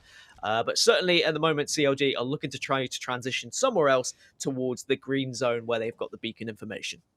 That's right. CLG, Counterlogic Gaming organization with such a significant history in Apex Legends. They signed the original roster of Madness, Noko, and Nicewig way early on before picking up, of course, Madness's squad, who ended up playing incredibly well, winning multiple championships under the CLG banner. Since then, well, brand new roster has not started at that same level that we're expecting to see CLG play. We'll see if CLG could have a better game number 3. Meanwhile, Esports Arena, a team that got second place last week, is doing well in the overall standings. They drop on the southeast side of the map over towards Lava City. They find themselves rotating and finding themselves in a pretty good spot here over towards Big Mob. A team that I've kind of slowly fallen a little bit in love with, I think, as Apex has grown, just seeing them compete in kind of lower level Apex Legends and then growing into the more competitive side and then qualifying for the huge tournaments and now here in the ARGS Pro League. It really has been an amazing story for them to really develop from just, you know, your normal team who just enters tournaments hoping you'll do well to realizing they're actually pretty darn good at this game. And we'll see whether they can find more success here in week number 2. As for Sinus Please, we saw they were first in the leaderboard overall. They had 2 top 3 back-to-backs, and they'll want to continue that consistency to really give themselves a chance to pick up some serious points here in week 2. That's right, very good rotation from them. They're trying to work their way past Skyhook. They got all the loot that they wanted, sitting in a pretty good spot, but a team nearby, so they gotta be a little cautious. And it looks like nades are gonna be tossed. A little bit of a Hail Mary there. Is this team, whoever it is behind them, playing with a lot of aggression? Well, it's a Fuse, so maybe it's Furia, because we know that we have seen Tech and the rest of the chaps with a very long rotation in the previous game. They managed to get the Fuse off and they managed to pick up some kills against Sheesh in the previous, but then they were third-partied, but then they managed to rat out and still pick up some decent placements. But Sinus Please are not having any of it. They're retreating ever so slightly, repositioning and saying we don't need to be taking this fight, but if they do push us, let's at least make sure we've got the high ground so we have the advantage. Yeah, a little high ground double back here from Sinus Please. You like to see it. We actually have a chance to jump into a listen and hear the comms of Sinus Please. Come. I have one already. All right, I'm 0808. Around lunch over here. Yeah. I'm 112. Okay. Yeah, I'm 39. Come up. Let's get out of this field. Yeah. Like, we're comfortable. We're comfortable with hard edge. We don't give a fuck. We can take all our time in the world. I think they're just kind of desperate. So we can get beacon thermal or tree if there's nobody tree, but if it pulls over there, we're gonna get held out at the choke. I feel like someone might be tree. We're gonna get held out at the choke for sure. If anything, we can just play texting. Probably by G2. I think G2 plays choke usually on this type of zone. Oh, blue backpack there. G2 in our game? Yeah. They're not. What do you mean? Pretty sure they are. Are they? No, they're not. So, They yeah. played yesterday, bro. Oh, did they? Yeah. Oh, rip. We ballooning out? Not yet. I think you're trolling. I think G2's in here. Maybe. I don't think they are though. I'm gun out right now. I'm literally gun out. I'm gonna just loot this shit down here real quick. We could craft too if we need some bats. I actually have 0 bats. I have blue bolt here. I'm 4-9. I'm good. I don't think we take the balloon. I think we just walk it. Yeah. Okay. I'm gonna throw a bat on. No. I don't think we craft. Okay. I don't want to get caught out on crafter like this. Okay. I just want to walk in. Alright. I just want to walk in. Fine. We can go in. If anything, I can just do staging if we go staging I'm or something. 4-9. I could just drop you. Yeah. I have Ult Excel also. This could pull back to like Harvester S building. We could slap this beacon right here. That's Yeah, what, is that our plan? Hey, Geyser. Yeah, I think we do. I think we slap this beacon and then we look for like how we want to play edge. We look for a good walk in. I really don't want to rotate in tree if we're gonna get held out in the choke with this comp. Yeah, it's fine. Relax. We don't really. We just hit the zone when it closes and we walk in. Yeah. We all have med for this. I'm 2-4. I have 2-4 as well. Yeah, we're good. Hitting it really quick. Or we might not need to. We can walk in. Let's go. After you hit beacon. Yeah, we know where this. Yeah, this is dome. This is dome. Yeah, we'll be fine. we think it is. So. Yeah, but it's probably gonna pull somewhere out here. We can always double hit too. It's okay. I think this is. Did you guys watch NA yesterday? Yeah. There was an ending that was like right here. That Zach and them were playing. They were playing the edge of this zone, the edge of this shell. Watch for a random freaking rat, dude. Who knows? We're good. Relax.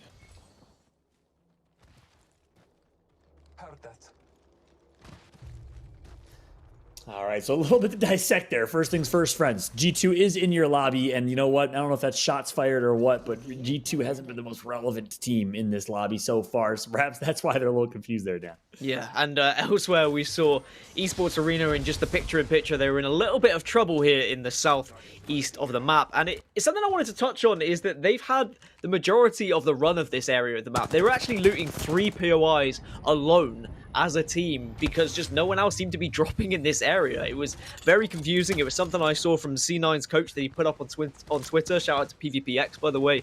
Amazing to see the kind of the knowledge and the research going in from coaches in every single game, but it looks like teams have started to become wise of it, so they decide to try and join them in that area and try and pick up some of that free loot. Elsewhere, Furia are in a bit of a spot of bother here.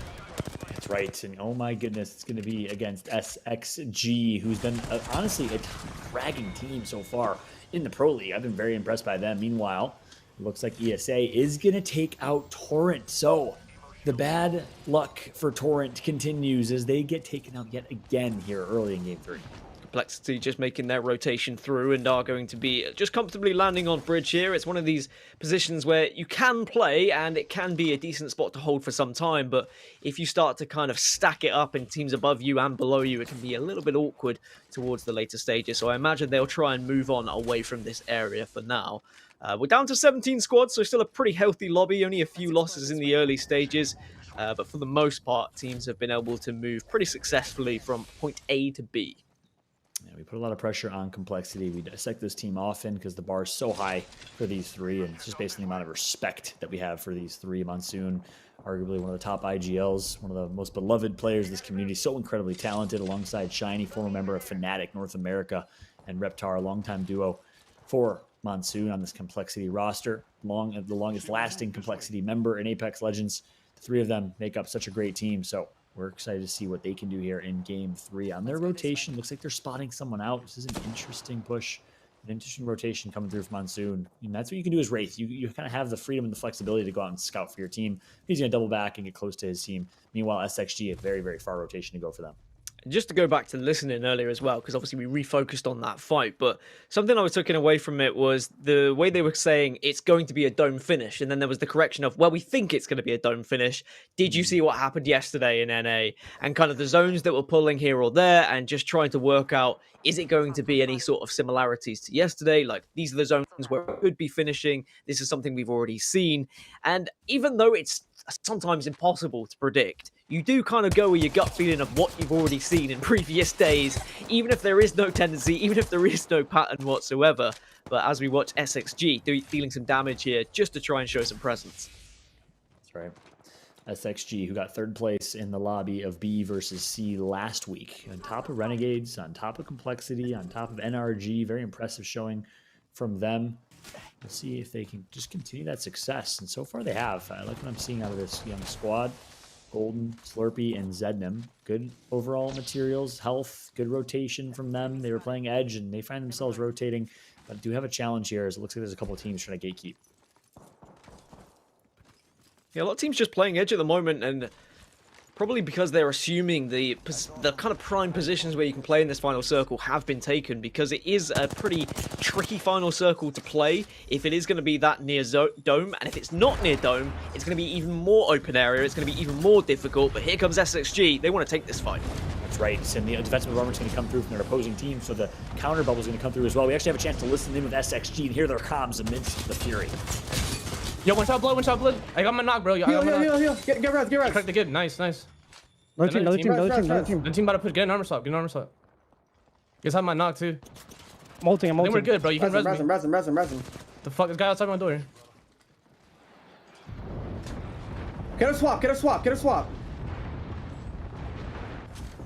They're all fucking broken. Heal up. We're good. We're fucking good. They're not gonna push. They might push. Watch nades.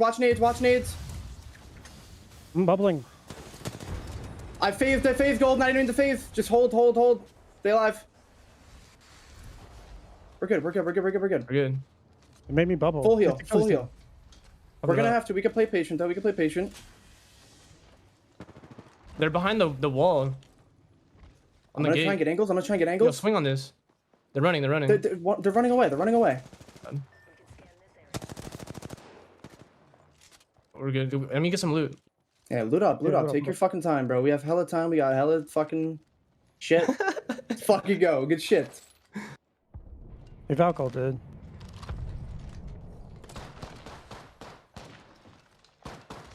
You know what's crazy about that listening in that scenario is the team that was right outside, again, was Complexity, who had an opportunity to push. I mean, SXG was reviving weak. Obviously, Complexity didn't have all that intel, but regardless, had a team trapped and for the second game in a row decided to retreat and not take that fight. That's the difference between Complexity now and Complexity then. When they dominated with that Bloodhound team composition, they're not taking their fights and opportunities.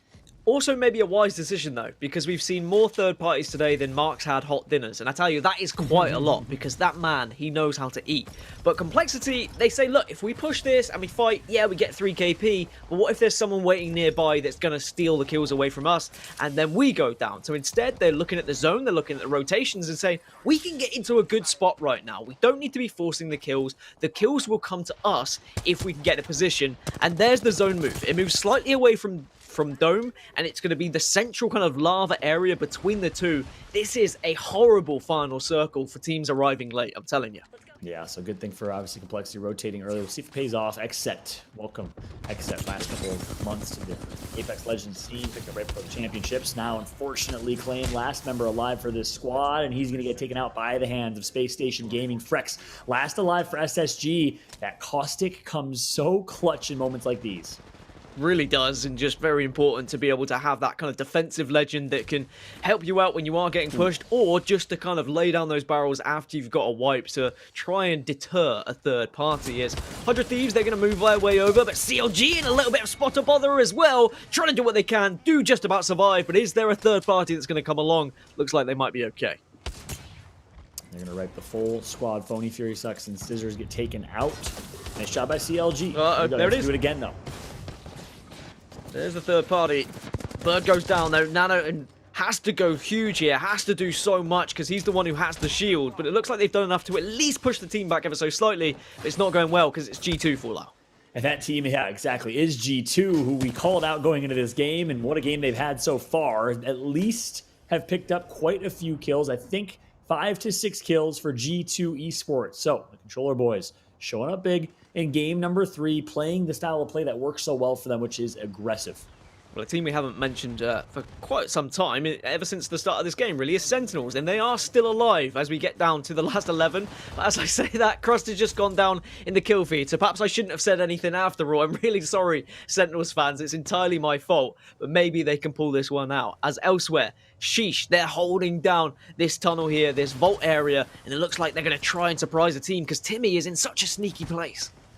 He's holding that spot. He's holding his shot for this reason. Ooh. Now he just gets to reign supreme. Oh, no. This is what Timmy does. These are the Timmy plays. Starts off with 100 damage and continuing to melt right now. And it looks like Sheesh should be able to win this fight. Has to clutch out these shots. Timmy's going to want those back. And no, as I say that, Timmy unfortunately misses some of the 88 shots. And Sheesh is going to get taken out. SXG does not lose 3v3s. It's almost like they were just banking on that play being too successful. It didn't really work out. In fact, the bubble coming down actually went against them because the shots were ringing out from Timmy. He really had their number. They had no idea where he was. He had the success rate with the shots he was hitting, and then suddenly the bubble stopped his line of sight. He had to drop, and the fight just didn't go their way. SXG didn't fall to the ambush, and I think they'll be delighted with that because sometimes those fights really can go south very quickly.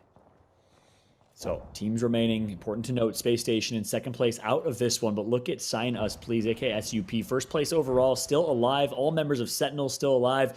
And this fight that we saw in the kill feed moments ago continues on here as 100 Thieves Vayne knocked one member of Sentinels, is going to force Sentinels to back out and retreat. And Sentinels got to be careful because there's a couple teams nearby. Yeah, it's like retreat to where? They're just retreating into more teams and more death. As we're down to 10 squads, so placement points secured now for the top 10, so at least that's job done. That's one less thing to think about. Instead, now you try and focus on just getting into this next circle. Look at the way the 100 Thieves are going to have to rotate. They need to go for a Valkyrie ult. There is no way they could do anything else here, so they're just biding their time. They're waiting for that circle to start moving, and now they're going to zip, zip, zip on into the air. And you've just got to hope there's somewhere you can land, because otherwise this ain't going to be pretty. This is going to be a nasty final circle. Gosh, such a difficult decision where they will land and rotate towards, because 10 squads still remain here. So a lot of real estate's taken. Looks like they're going to find themselves one little corner, one little perch to find a rotation. Meanwhile, Sign Us Please, team that's dominated this lobby so far, actually is going to lose Tempest, all up to Synced and Wicked, the duo. Look at the amount of space that's actually being able to be taken here from teams. When it comes to cover, there is so little cover here in going into round 5. So you imagine that the next circle is going to be even worse. But for now, Signers Please just have to try and worm their way in. But you worm your way in and there's another team already burrowed and waiting. And we see the wipe. And unfortunately for Signers Please, they fall down. It's going to be OXG there waiting and they get the kills. Meanwhile, Sentinels on the other side of the map is going to take out a full squad. Nice job by Sen. 100 Thieves on high ground. Little Valkyrie is going to peek their way up and say, never mind, I don't want to push that. Rotates right back to low ground. And it looks like, as I said, Sentinels actually gets taken out by the hands of SXG, saying we are the slayers of this lobby. Oxygen still alive. 7 squads remain in this late game. We got a Loba. And it's going to be G2 still alive and kicking after a difficult situation they were in earlier. Either 8 shots, though, will ring around World's Edge here, and now you've just got to survive in the bubble, and you've got to hope another team doesn't come, but everyone's pushing each other right now because they know there's not much room to work with. That's right. Zample's going to go down, all up to Gentrifying and Resulta. Resulta doing work, connects for 1. That's McNuggy Butt, which I think is ridiculous to say in commentary. I love this man for doing that. Gentrifying, last member alive. The third party is going to come through. So unfortunate. Gent is doing everything he possibly can. Again, thank goodness for Caustic in these scenarios, but it's not going to pay off as Gentrifying is getting tagged up. He's getting tagged up, but might get the bat off here. Oxygen have lost players, 100 Thieves have lost players, and G2 as well. 3 teams that have just been kind of forced together and having to fight. It's 100 Thieves who go down first, and G2 might just be able to rescue something here as Esports Arena, the team who has dominated the southeast side of this map, that have just been able to loot for free, also find themselves in quite a power position right now, looking over quite a few teams who are struggling. I can't believe G2 survives such clutch plays from Gentrifying in that moment to get the shield bat off, to get Resulta back, and here comes the drop. They're going to spot 1, and here comes the push. Connects for more KP, but a little over-aggressive. Gentrifying is going to be out of this one. Resulta gets taken out as well. We're down to 4 squads. Yeah, Oxygen will go down. G2 as well. Now, Roller Theory look to be struggling as Complexity. They hold the edge of the circle, and they're being a real nuisance to those teams who are trying to rotate in. And for now, you've just got to work almost as a team, all the teams that are in the circle, kill everyone who's trying to join you, and then you focus on each other elsewhere. It's just a moment where you all come together, but look at the shred we've just seen from Monsoon. Oh, brilliant stuff. And great rotations from Complexity. Great positioning from Complexity, showing why it was so important to rotate earlier. Playing their team comp very well. Obviously, with this Valkyrie, this Gibraltar, and this Wraith, positioning is key. Reptar going to get out of dodge and actually reset. 3 squads remain. Complexity in a great spot here. Yeah, Complexity really in a situation where they could win this, but with 3 teams left, you could say that about any of them. Esports Arena, who have been holding this area for quite some time, do have to move a considerable distance to the center of this circle, so that's why they're trying to do damage right now. It's all about trying to force the fight between the other teams. Complexity doing the same, they're popping damage back, but who is the third team? I haven't even seen who the third team is. Is it a rat? Is it a full team? If we can get some vision on it, it's going to be SXG, and I'm fairly certain SXG, they have had damage done to their team, so it's going to be a question of how healthy they are. Are they a full 3? They are a full 3, but boy are they low. They're really struggling right now, caught in the crossfire. Yeah, ESA is putting in absolute work. It's going to be a heated finish, quite literally here. Nice shot by ESA, pushing up against SXG. Looks like they're going to trade knock for knock here. Slurpee gets 1, and Complexity is just watching the action ensue and enjoying the party. They'll be the third to the party. And as a result, Complexity will be your champion of the lobby. Well played from Complexity. Out rotations, out positions, and secures a win. That was huge. Well, we said we needed answers from Complexity. We needed to see them do something a little bit different. They didn't take that fight earlier. You said it's not quite like Complexity. We're used to seeing them push in, being aggressive, but now they're playing with their brains. They knew that third parties are very apparent here in these lobbies. They positioned early, which is difficult to do in a Valkyrie meta, but they certainly just watched everything unfold in that last circle. It was almost made too easy for them, but they forced it. They did damage to both of the other teams and forced them to fight. Yeah, and that game's a perfect example of why rotations and why positioning is so important. Complexity found one of the best spots, predicted the ring so incredibly well, and really did not face a ton of struggle in that late game. They predicted the ring was going to pull towards kind of dome side, and as a result, well, 6 kill, first place finish, 18 points, but the story of this game is SXG with a 16 kill performance. That's one behind their 17 kill performance last week. SXG is proving that they are probably the best slaying team in this entire tournament. Yeah, SXG, the real winners here with the amount of points they were able to accumulate. Esports Arena also putting out a decent amount with 8 kills, getting the 17 points. And I wonder whether SXG were just kind of mopping up all these fights that were occurring as we got towards the end of the game, because there was one point between Oxygen, between G2, between 100 Thieves. All 3 teams were going at it, but no team was able to actually get the wipe or get the kills. And SXG, probably from a distance, were just peppering away. They managed to get some frags, they got an insane amount of kills, and even though Complexity won the game, I think we know who the real winners were indeed. But it was a better game from Complexity, and it was one they certainly very much needed. That's right, nice job from Complexity. A 6 kill first place finish. SXG gets 16 kills and 23 points, but that's going to do quite a bit for Complexity, who was all the way down in 12th place with 6 points overall. That'll certainly put them within the top 5. Kudos and congrats to Complexity, a big win right there. Space Station goes down early. Sinus Please went down relatively early, I believe in 8th or 9th place, so that opened the door wide open, Gaskin. It did. A better performance from Sentinels. They got to later stages of the game being in 7th position. I almost cursed them as soon as I started mentioning them. A player went down. I panicked a little bit. I just know that Sentinels fans are there waiting to tweet me to say it was my fault. But I predicted them, guys. I predicted they were going to do well today. But again, maybe that makes me the problem here. I'm just going to shut up. I just won't say anything. You're just digging yourself in a deeper and deeper hole, my friend. Clearly, it's all your fault, even though I predicted them too. I'm just going to lay low-key under the covers here. We'll see if Sentinels can perform, and really they have 3 more games to do it. We'll see if they can do it. Of course, we're going to welcome back Persia to the desk here. Persia, 3 games in. What are you enjoying so far? 3 games in, and what I'm enjoying is that by the 3rd game, I'm seeing some restlessness almost from the players. They're so hungry, they want to get these kills. SXG dropping all those points. Round 5 wasn't even closing yet, and that kill feed looked like a CVS receipt. All right, I could not believe how much action was being fit in before we even got to our final ring. And honestly, I want to take a look at some of the clips from Game 1, Game 2, and obviously Game 3.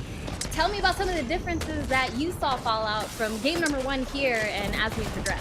Yeah, well, the story for game 1 was Space Station Gaming and their ability to not only be well positioned, but to also slay along the way. Every step of the way, you saw Space Station absolutely fragging out, under pressure, still able to perform. Of course, their team comp of Valkyrie, Caustic, and Gibraltar helped them in the late game, especially as they're able to use that Gibraltar Dome Shield and defensive bombardment to perfection and clean up a win. Gas, what were you seeing?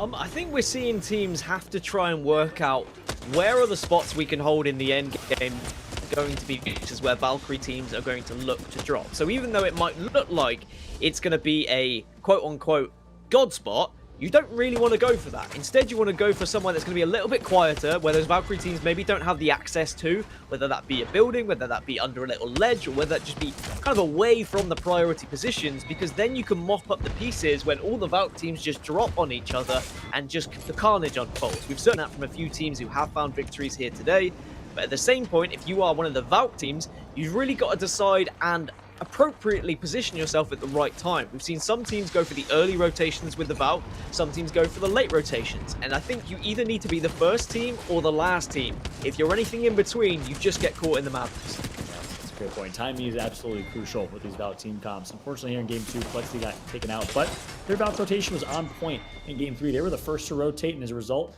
in Game number 3, it was all Complexity, but the story was stolen. The show was absolutely taken away by the hands of SXG. I'm sure they'll be all over the highlight reel. Complexity found themselves in an early fight. Did some good work there, but SXG just fragged out in Game 3, guys.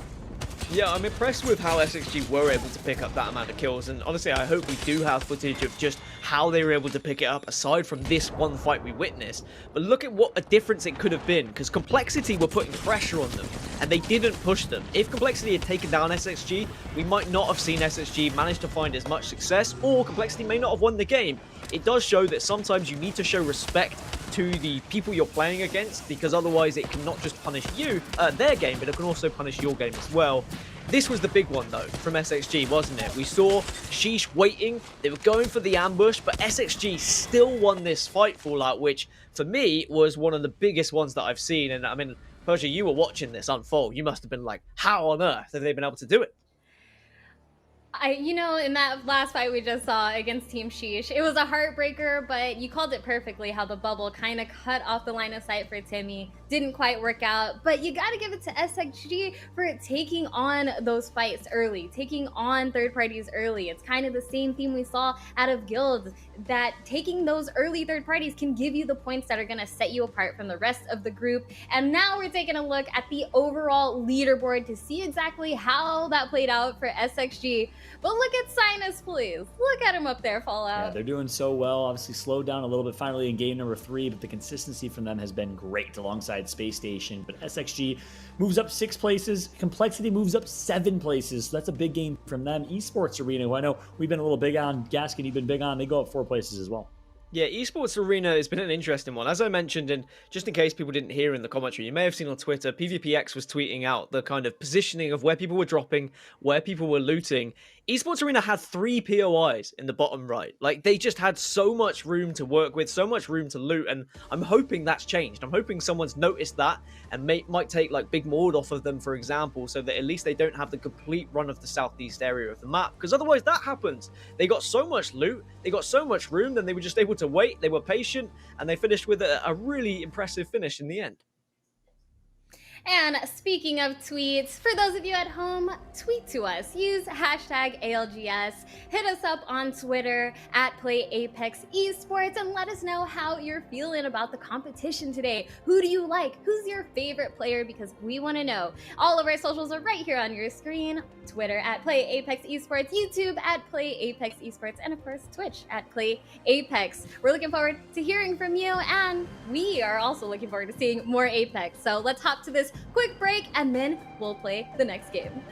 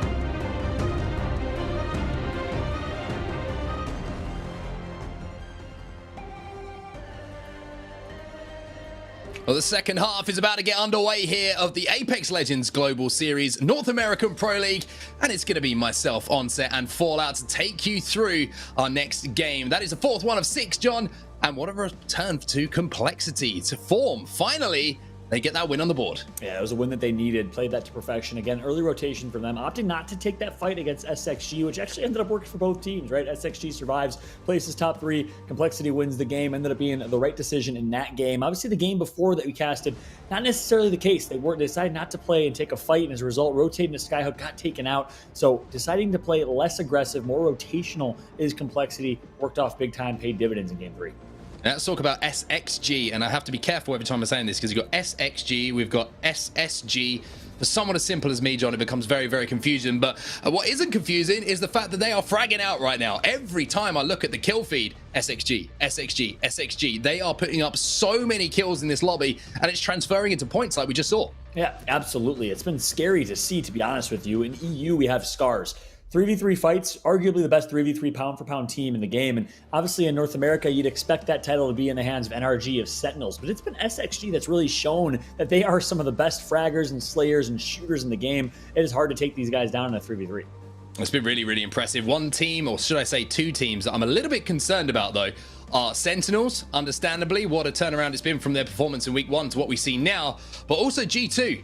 G2 really struggling to find any kind of groove whatsoever to speak of. Yeah, that's right. They got into a little bit of a groove, started shaking a little bit, moving a little bit. Last game, they burst up 5 placements, are in 10th or 11th place right now, but not nearly anything worth talking about, anything notable. We need to see a big performance here from G2 in this next game if they won't even want a chance at surviving here going into game 5. Well, they're going to need to step it up right now, John, and it is time to do so. 3 games remaining in today's action. 3 bangers to start things off. If Emil was, setting the standards, I'm sure everyone can agree who's watching right now that North America so far has joined in with that kind of level. Well, as you can see, we're going to start off with CLG here, who have had a little bit of an up and down day so far. Some decent zones going their way, John. To be honest with you, after that game 1, I was concerned, but they've managed to bring it back and then put some decent points on the board. Yeah, that's right. Let's see what the LG can do, dropping over in Tree uncontested. So they've gotten a few zones that have been helpful for them. Bird, Thatcher, and Nano. We'll see how this Caustic, Gibraltar, and Valkyrie team comp, which is so popular here in North America. You didn't see a whole lot of that in EMEA. A lot of teams in EMEA opting for Wraith. Your thoughts on going a Wraithless team comp, Mark? It works if you get a good position early. Yeah. Otherwise, I think that you can struggle a little bit to find somewhere late. And that's where this composition can be a little bit griefy. If you're Valkyrie redeploying in late, if you go for that skyward dive and you land and kind of your thought is, we're going to get a bubble down and we're going to throw a stink bomb at someone, basically, to try and zone out another team who might be in the vicinity. So I think that's where some problems come with it. It is so reliant, in my opinion, on finding an early spot to play. If you can, it's crazy effective. You have 2 of the best defensive characters in the game, and you have the ability for Valkyrie to obviously get you into that position. But I still like the ability to make a micro rotation in that endgame. I have to be honest with you, but it's working out for a lot of these teams. I still think we're going to see these comps develop as we see more and more games go through. And also as we get to see our circle, we're heading back to fairly central in the map. It's very similar zone to what we saw in EMEA earlier. Yep, yeah, that's right. And we also saw a very similar one towards Countdown at least, but a different finish. The finish in this zone is going to be fairly in the open. That's important to talk about, right? Late games where you have a lot of buildings, a lot of real estate means rotate early, secure the best building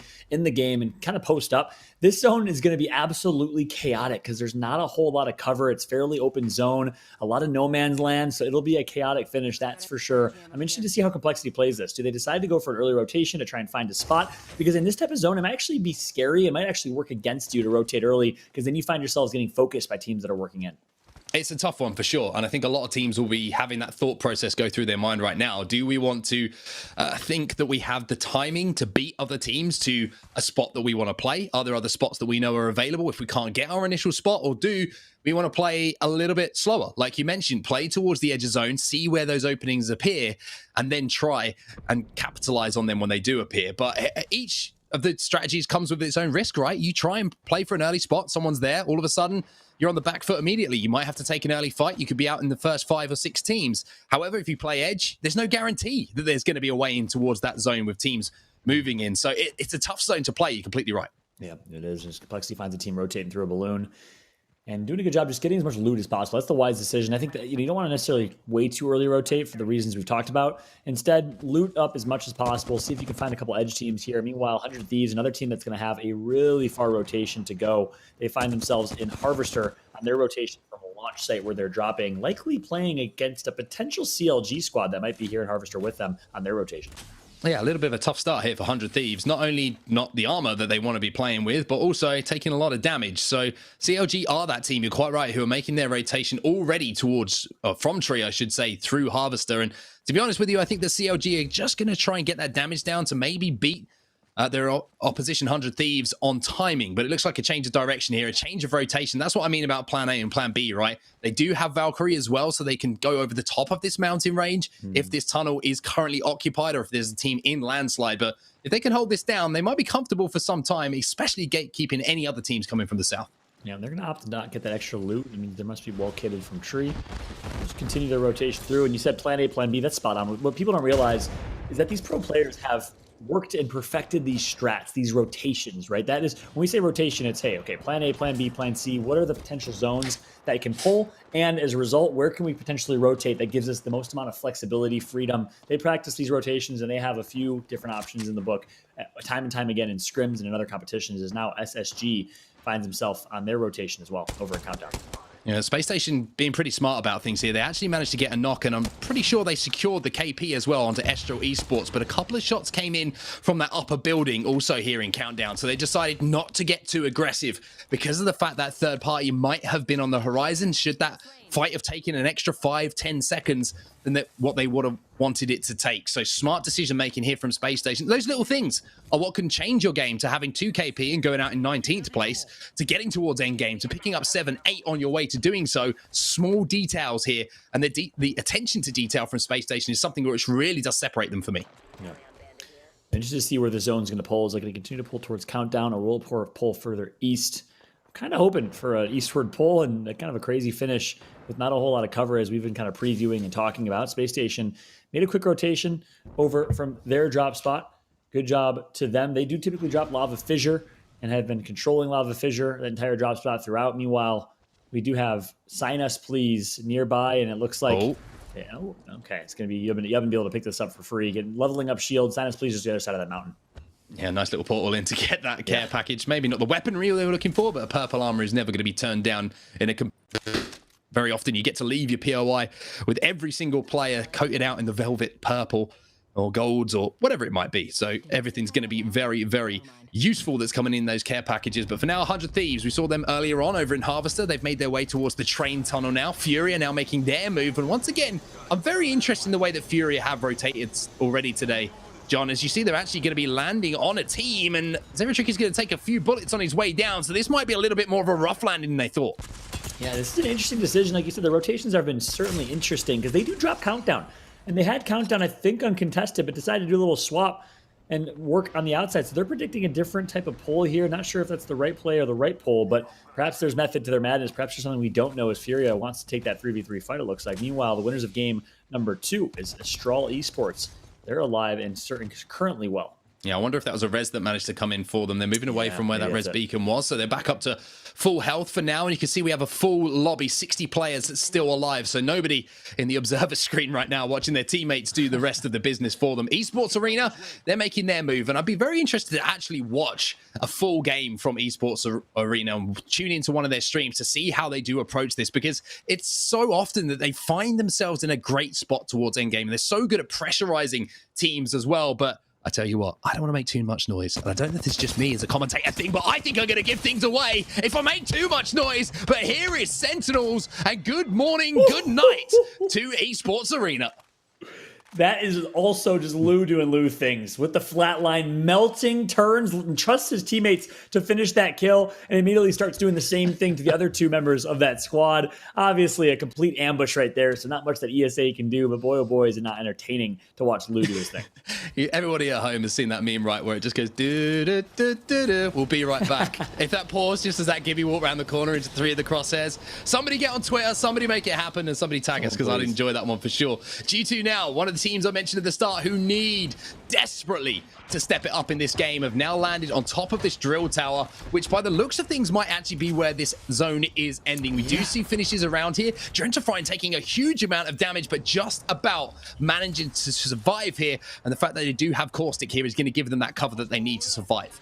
Yeah, and that's a brilliant rotation from G2. They love to play this drill tower whenever they can. And not only that, but they're coming all the way from thermal station. So I'm a bit shocked that no one else took that God spot prior to them landing there. But a wise decision to leverage that Valkyrie ult to get good positioning. That's that sweet spot of when you want to rotate early with Valkyrie to get that position early. And now they find themselves in a favorable spot. Sentinels, though, has to continue to play edge, has to continue to rotate as they're coming all the way from Lava Siphon after wiping the first squad here. They do. They've picked up some KP. Let's see what the next move is here for Sentinels and jump into a listen in. Go for a second until he leaves because he's being a little weird. Be careful crossing here, because they could just go to beam town on you. Pretty bad. Yeah. This kid's up in the tunnel right now. Yeah, fighting us would be pretty aids with this team shooting us, not gonna lie. Oh yeah, we just need to let's just chill for a second. That team shouldn't stay there forever. I only imagine they gotta leave soon. I feel like they will, and they're just gonna You think they'll stay? Low key, I think they will. Well, if they do, then we just chill here and we don't fight it and we just wait and we just keep the team in the tunnel pressured. Does that make sense? Yeah. And once that team leaves, we can fight the team in the tunnel from our side. No. No, for whatever. Come to me, actually. We can all walk up right now. Maybe kill someone in the tunnel if we all walk up. Just walk up with your gun out. With your gunny. Let the gunny do the talking. Let your gunny do the talking. Yeah. Sprinting that, Johnson. They're deep. They're deep. They're deep. You guys. They're holding from landslide side. They guys got the goat angle. That's good. They're holding it like they're gonna rotate in a landslide eventually. I think they just want the option to rotate. Let's go back. Let's hold this, and then we hold the head glitch right there. We're still doing the same rotate though. We're just gonna rotate up the wall from frag west up into like the choke. They're still on top. What's right? East frag. That's fine. West frag, whatever it's called. So Sentinels, you can hear the communication there, John. Very interesting for me. Just kind of trying to scope out the lay of the land, see where teams are moving, and trying to predict what other teams are doing before they choose to make their next move in the ring. Yeah, and having some fun along the way with that gunny, my man Lou. Let your gunny do the talking. Let the gunny do the talking, you know. And if Lou ever decides to hang up the keyboard and mouse, I guess if you will, as a pro player, he has a career in voice acting, the deepest voice I think of anyone I know. But jokes aside, shout out to Sentinels and his Lou squad. Great comms for sure. So they managed to creep forward here, and it looks like they might want to try and pressurize 100 Thieves who are inside of this tunnel. However, pressurizing is one thing. And spreading some baked beams all the way down that tunnel is another one, as those shots hit very, very hard. That's going to force 100 Thieves back a little bit. However, two players were still holding head glitches. So this isn't a simple move here for Sentinels. They're not going to try and push unless they get extreme damage done onto these players. And that's not going to be enough here from Senox. And once again, they're just waiting, trying to pressurize maybe these two teams to actually fight each other. Yeah. If anyone wants to take the damage in this trade here, it is Senox, obviously with the gold shield. So doesn't have to use as many resources. Meanwhile, 100 Thieves find themselves potentially getting sandwiched. You never want to be the meat in the sandwich. You want to be the bread. Shout to my man Hodzik, who always says that one back in his ALGS commentator days. I miss having my man Hodzik on the desk with us. But nonetheless, on board of Sentinels right now as they're keeping a close eye on 100 Thieves currently mid-tunnel. Well, she's currently getting a tan as they are in zone and they are taking some damage as well. So it looks like plan A isn't working for them. This looks like maybe we're going a little bit deeper into the alphabet and a little bit deeper into the playbook for how they need to move next. Timmy does have the ability to take his team up into the skies, though, and find a spot to play if he chooses to. Maybe they're just going to make sure they get the meds on first so they can take that damage that they need to. Timmy going to take to the skies. Valkyrie away. And the skyward dive will now take them in towards zone. But you can see from what we've been watching, John, this isn't going to be an easy move for them. We still have 17 squads alive as I see G2 falling in the kill feed. And that is not good news for G2 fans. This is the fourth game of the day, and it hasn't been a day to remember for them. That's right. That is an unfortunate drop for G2 and G2 fans all around, but it looks like Sheesh was able to find some positioning here. They will have to rotate soon. They have a team nearby. I'd love to jump into listening with Sheesh in here. There comes. Focus out. Can't see, I have no angles. Oh, you, nice. They fell off, they're fine.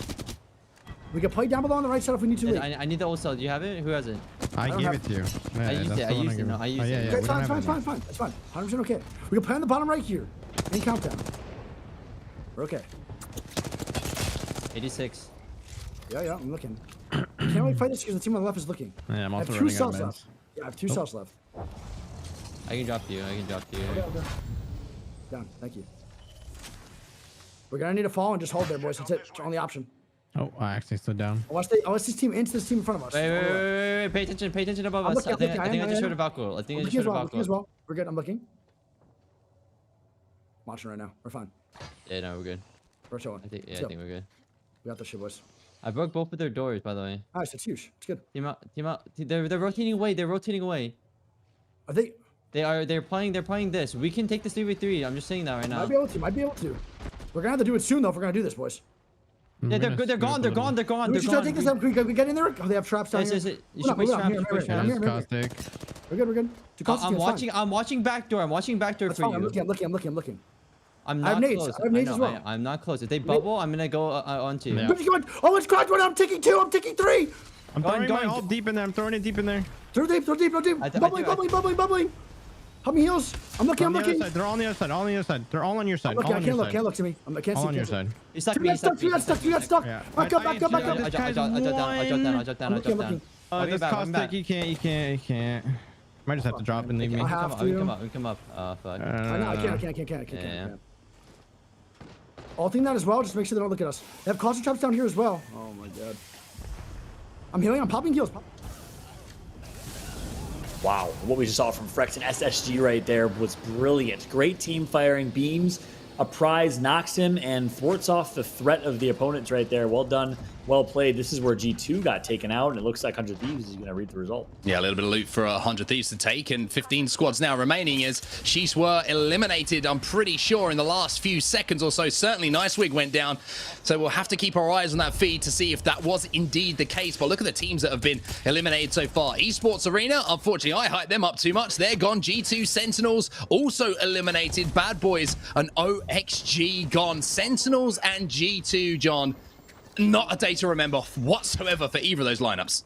Yeah, indeed. Unfortunate games for them. Meanwhile, Complexity loses Reptar. Still has Monsoon and Shiny alive, but look at their positioning right now. Less than ideal. Monsoon dipping and dodging, doing what he can, and thank goodness for the Dome Shield of Shiny, but you think it's just delaying the inevitable here. Yeah, it's looking a little bit tough for them. However, if there's one team that can turn this around, a 2v3 into a victory, then it's going to be Complexity. Unfortunately, Monsoon just not connecting. Complexity out, and it's Senior Service once again in the kill feed, delivering the damage. That's more kills for them, and they were the team, John, who took out Sentinels as well.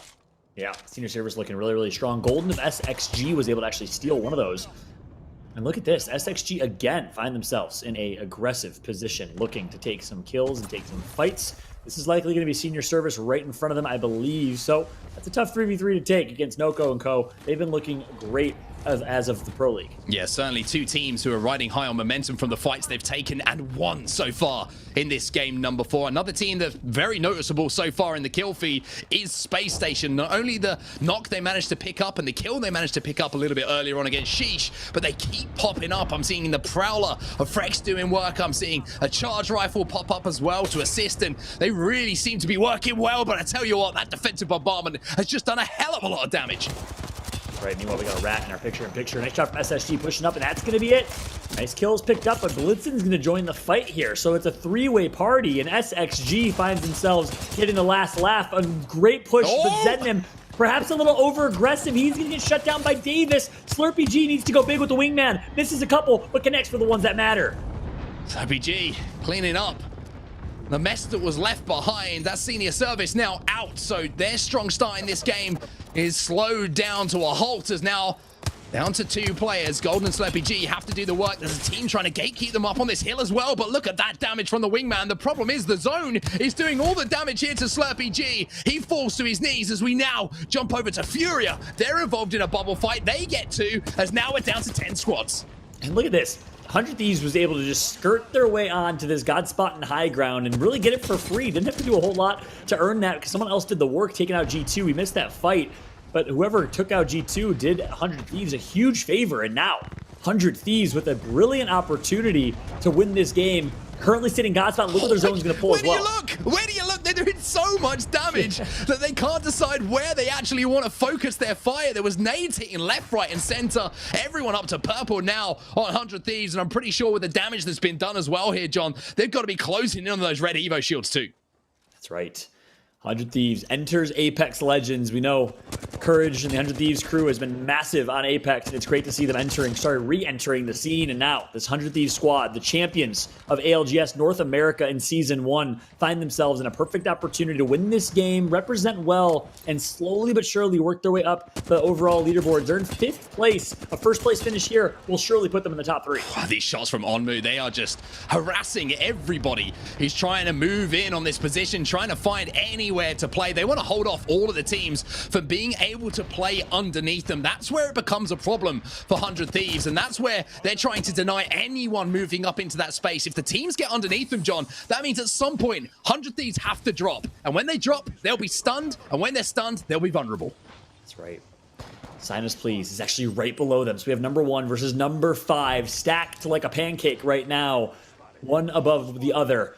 Other teams nearby, 7 squads total remain, and this is this absolute carnage of an end game. Not as easy to hold Godspot when you got Valkyrie Qs coming through left, right, and center, but it's only going to just sprinkle them. Not going to do a whole lot of damage, and they're in such a great position. Just got to be careful for a Valkyrie ultimate, and here it comes. Yeah, there it comes, and I wonder where that team is going to land as well. This is just going to be chip damage. It's not going to be too impactful, but look at the teams who have now made a move. Furia are going to be lighting up Except. Both bubbles do go down, but look at this.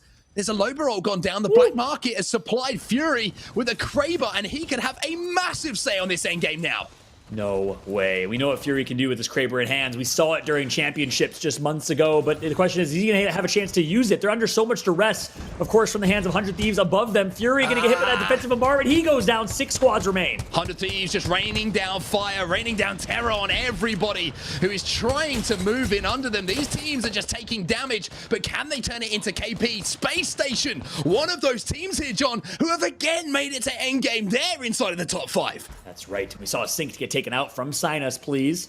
They're eliminated as well. It's Space Station, Except, Furia, 100 Thieves, and Rolla Theory. Our squads remaining, and look where this final zone is pulling. It's right below 100 Thieves, exactly where they're at. This could not have been a more perfect game for 100 T.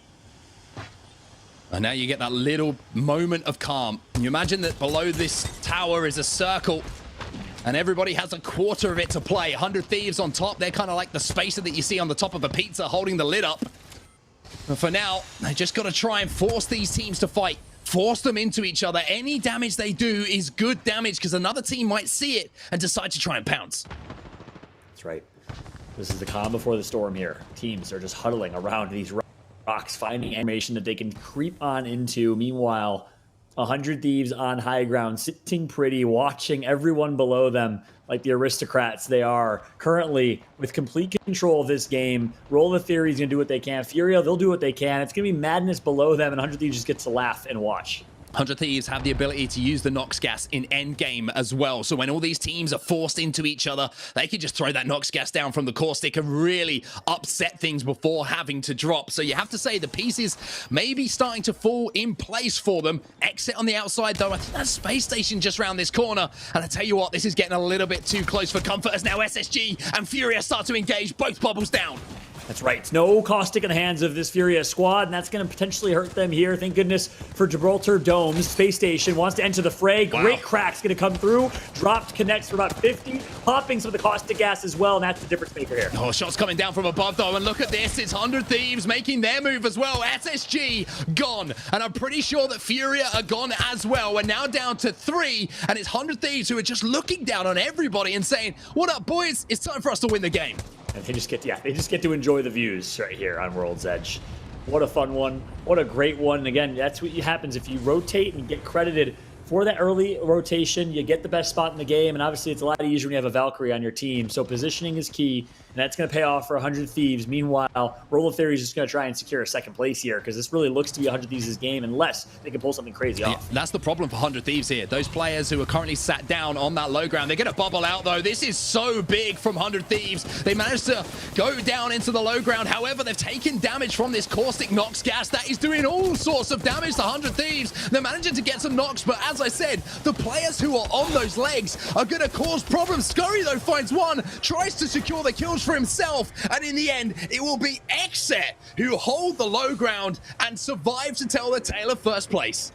Well played by Xset. 100 Thieves had to rotate, and you thought it was a game that they were going to secure because it looked like the zone was pulling underneath them, but actually, Guys must have played a trick on me because the zone pulled a little bit just north of that, so it forced them to drop. They played it well. They dropped themselves a dome shield, but again, that caustic gas in the late game was just killer on set. Yeah, you take a comparison between game number 1, how I talked about how a microsecond can change an end game, right? And it was SSG who got a bubble down just in time. On the opposite side of that, we've just seen what happens if the bubble is ever so slightly late. If it's a little bit earlier there for 100 Thieves, that Nox gas doesn't come in. It doesn't cause them as many problems. They get a few extra seconds to reset and re-engage, and that's the difference maker. Xset managed to get that gas inside of the bubble. That was what caused the problems and the damage, and I've got to be honest, they did so well just to hold on there to the end and clean up. Yeah, good job overall from the Xset crew. And again, they were the last ones to rotate, the late one to the party. And you thought on that rotation, they were under so much pressure from pretty much the entire lobby who was focusing them, somehow survived, healed back up, and ended up winning that one. So they were honestly the dark horse in that map, at least in that game, is you thought they were under so much duress. I think they were also the team that got pushed a little bit by SSG, was able to thwart that off as well. So kudos to Xset, just rinsing off anything that was thrown at them. They were in 4th place, a first place finish, 12-point game for first, and however many kills we'll see in the standings in a second. That's going to be massive for Xset and 100 Thieves, who was in 5th. Yeah, both those teams probably needed a few points just to make them feel a little bit more comfortable after some pretty shaky early games from both of those teams. But again, one team we should mention as well, Space Station Gaming, involved in that end game, involved in that top 6, top 5, and picking up KP as well. So valuable. Every time you get placements, you've got to put some kills alongside it if you want to be at the top of those leaderboards. And again, Space Station showing why they're one of the best teams in NA right now. That's right. Meanwhile, we talked about it. Sentinels and G2. Not the best performance for them. You won't even see them in the top 10 here. But look at this. First place 9-kill game for Xset. The Xset boys standing up and playing incredibly well. Klein, Kenny, and Clarify. Well done from them. 100 Thieves in second. That's a 14-point game for them. But look at Space Station. 4th place, but 9 kills is massive. They will just continue to take that first place spot here. Sinus Please only got 5. Yeah, as I say, that's what makes the difference, right? Even though they came a little bit lower in the placings, it was the kills that they picked up in the mid game moving towards that final circle. It was really impressive again from Space Station, but Xset, they clutched up in that final moment. 100 Thieves, very good from them as well. I think all the teams in that top 5 will be pretty happy with how the end game actually played out. Furia maybe on the back end of that, maybe they got the roughest end of it, but still put some KP on the board and a decent placement for them. Well, on set today, I learned that Klein stands for Charles Lane. First initial, last name, clever. Hey, I learned that as well. That's news to everyone, I think. Indeed. Congrats to Klein. Congrats to Kenny and Clarify. First place finish. 5-kill game. That's a massive one for Klein running that Kenny's Valkyrie. name is Kenny as well, John. Look at this. These are genius gamer tags. This is no creativity necessarily needed here. Let's just opt for the first name or the last name or the combination of both. Yeah, if Clarify's first name was Clara, then I'd be like, okay, this is just like ridiculous at this point. But, you know, maybe he's the difference maker. Yeah, we got to reserve Clara for Clara at work. Shout out to Clara if she's watching right now. Big shout right there to Xset. Nice game from them. And overall standings, well, it's going to be a two-way tie between Space Station and Xset. Meanwhile, Sinus Please in 3rd right after. 100 Thieves in 4th. It's going to come down to these last 2 games on set, and honestly, it's anyone's game here. Look how even these standings are. Yeah, I think you can, any one big game from anyone inside that top 10, you can take it all the way down maybe to 11th, 12th, and you are really throwing yourselves up those leaderboards. You're in the trampoline, and you're bouncing all the way up the jump, all the way up the jump. I don't know what I'm talking about, but you get a long way up the ladder, essentially. And Space Station currently at the top of it. It's going to be a very interesting final 2 games here. When we say all to play for, sometimes it's a little bit cliche, but it's the perfect phrase to use here. Yeah, that's right. Xset right there. Drops Harvester, obviously very central to the entire map in World's Edge, which means no matter where these zones go, they're going to have a fairly solid rotation. That's the benefit of dropping center map, much like we've seen teams like TSM do, whether it's on Kings Canyon way back when, or when they dropped Cage, or of course when they dropped Fragment for a long time in World's Edge. Center map helps significantly, so that's probably been faring well for Xset, but games 5 and 6 are going to be absolutely insane on set. It's hard to predict who's going to win this one. I have no idea, and the only way to predict it is to tell you what happens after it has happened. So we're going to send it to a break now. When we get back, we will get that game 5 right in front of your eyes, so stick with us.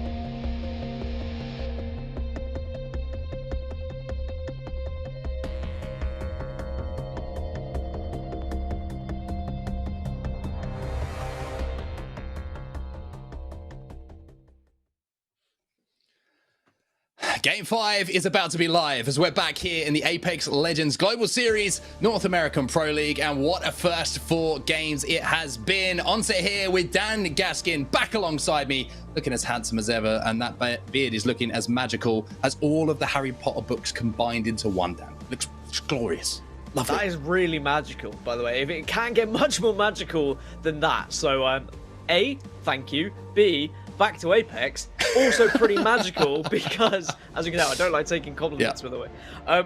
That was an impressive game. I was, surprised at first to see the team that didn't win from the high ground, but that happens sometimes. It looks like they're in the god spot, but when the circle slightly pulls away from you and you have to be the last to enter the low ground, if that bubble doesn't come off, as we saw, it really can punish you, and the team who is ratting out as a 2 just makes it such a nuisance. It could have been a different story if it was a straight 3v3 between 2 teams. Alas, it was not. Except managing to hold on and close things out. And as I say, and as I pointed out, it's those fractions of a second that can make the difference with those decisions, with the bubble, with the gas, whatever it might be in those end games that ends up putting you on top. But for now, it's Exet who did win that game, and we only have 2 games remaining now of our North American Pro League week number 2, day number 2. Of course, this is Group C and D, and to be honest with you, Dan, I'm looking across it and things look very tight between the top 10, but I'm still looking at Sentinels, I'm still looking at G2, and I'm still waiting for a performance.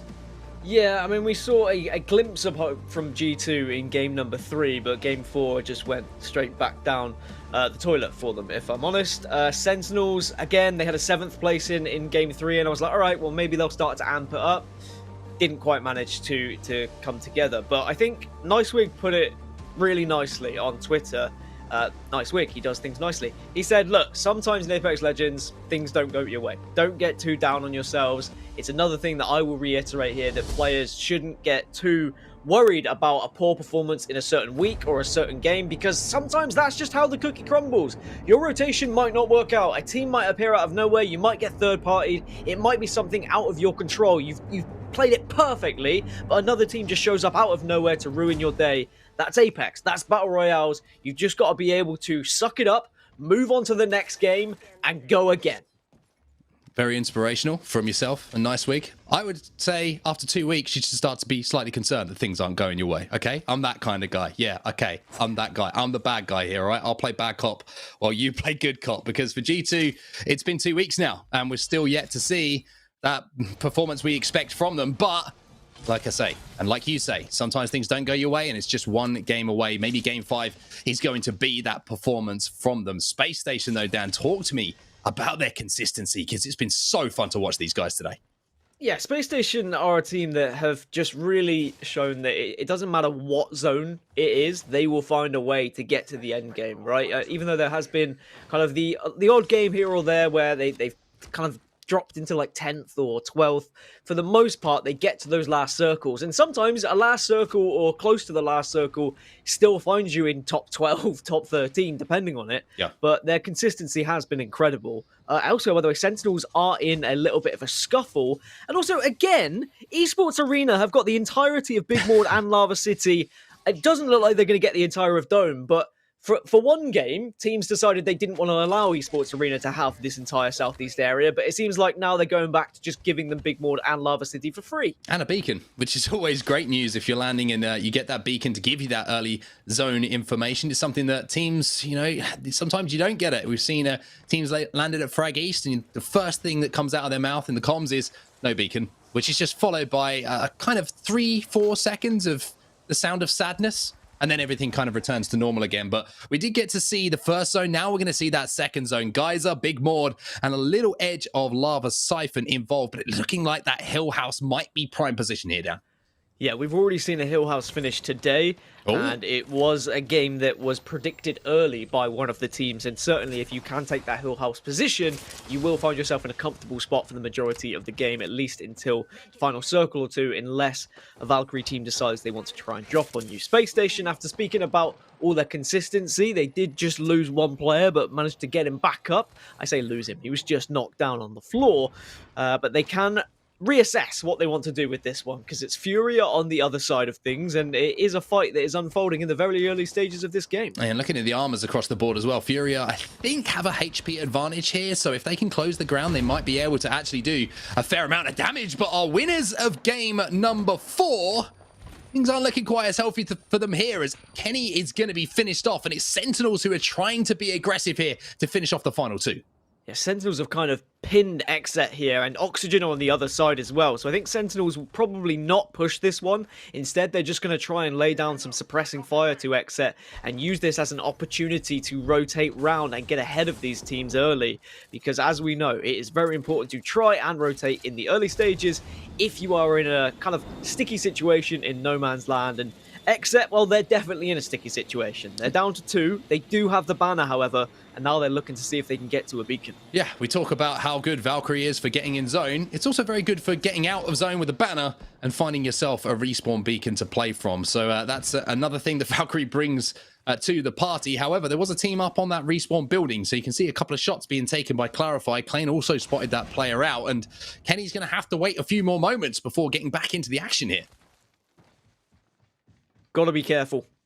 If you just maybe take too much of a risk and you do go for a beacon that's in an open area that isn't going to be necessarily having too much cover, then you can be pushed by another team. And you, even though, yes, you want to get your third player back up, you don't want to put them back up at the risk of losing the entire team. So you really have to strategize and decide where and when you're going to be bringing that third player back up. Sheesh are in a position where they can just hold here for now. They can watch on, they can do some damage, and they probably want to get these Evo shields leveled up quick. They certainly do. One team that has been eliminated, though, is Senior Service. Saw those on the team tracker. They've been eliminated, so they will have to wait until game 6 before they can get back into the action here on World's Edge, as we jump on board with a little bit of an overhead cam here just to see some of these teams rotating from the fragment side, from the north side of World's Edge here. Complexity, that team we're going to be focusing on, as they're trying to focus on a team who's taking to the skies as Monsoon locks on and does a heck of a lot of damage to a team moving incredibly fast.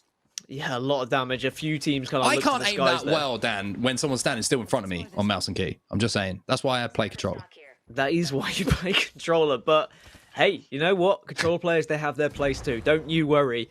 You can still be a part of the Apex Legends Global Series.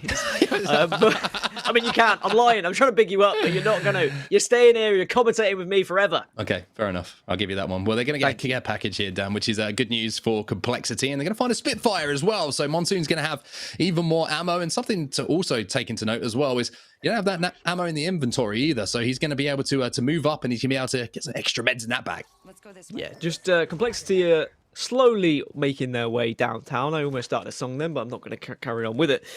They need to be careful with their rotation. Yes, they can do this. This is what I was going to say. They have the opportunity now to Valk up in the sky, get more of an overhead idea as to where they want to be positioning themselves, where other teams are. Just use that passive of Valkyrie to gain any information and try and take what they think is one of the priority spots. Well, it looks like they're going to try and land on this high ground, maybe the bridge. They're going to play underneath the bridge by the looks of things as Monsoon makes his way down. A little bit of a swing away, a couple of areas to play, and this is a pretty solid one. Pretty difficult to hold. However, you get a lot of angles on teams who are trying to make their way towards Lava Siphon and maybe making their way across that low ground from just the other side of Geyser. Here's Furia again, though, Dan, and this has been something I've been fascinated by today. They are more than willing to take zone damage and make these late, we're redefining late rotations. It's almost turning up to a party the day after it was scheduled in the calendar with how they rotate their way towards zone. But they use these crafting, they use the ability to get all those meds so they can take their time, and they kind of let the lobby play out before they make their moves.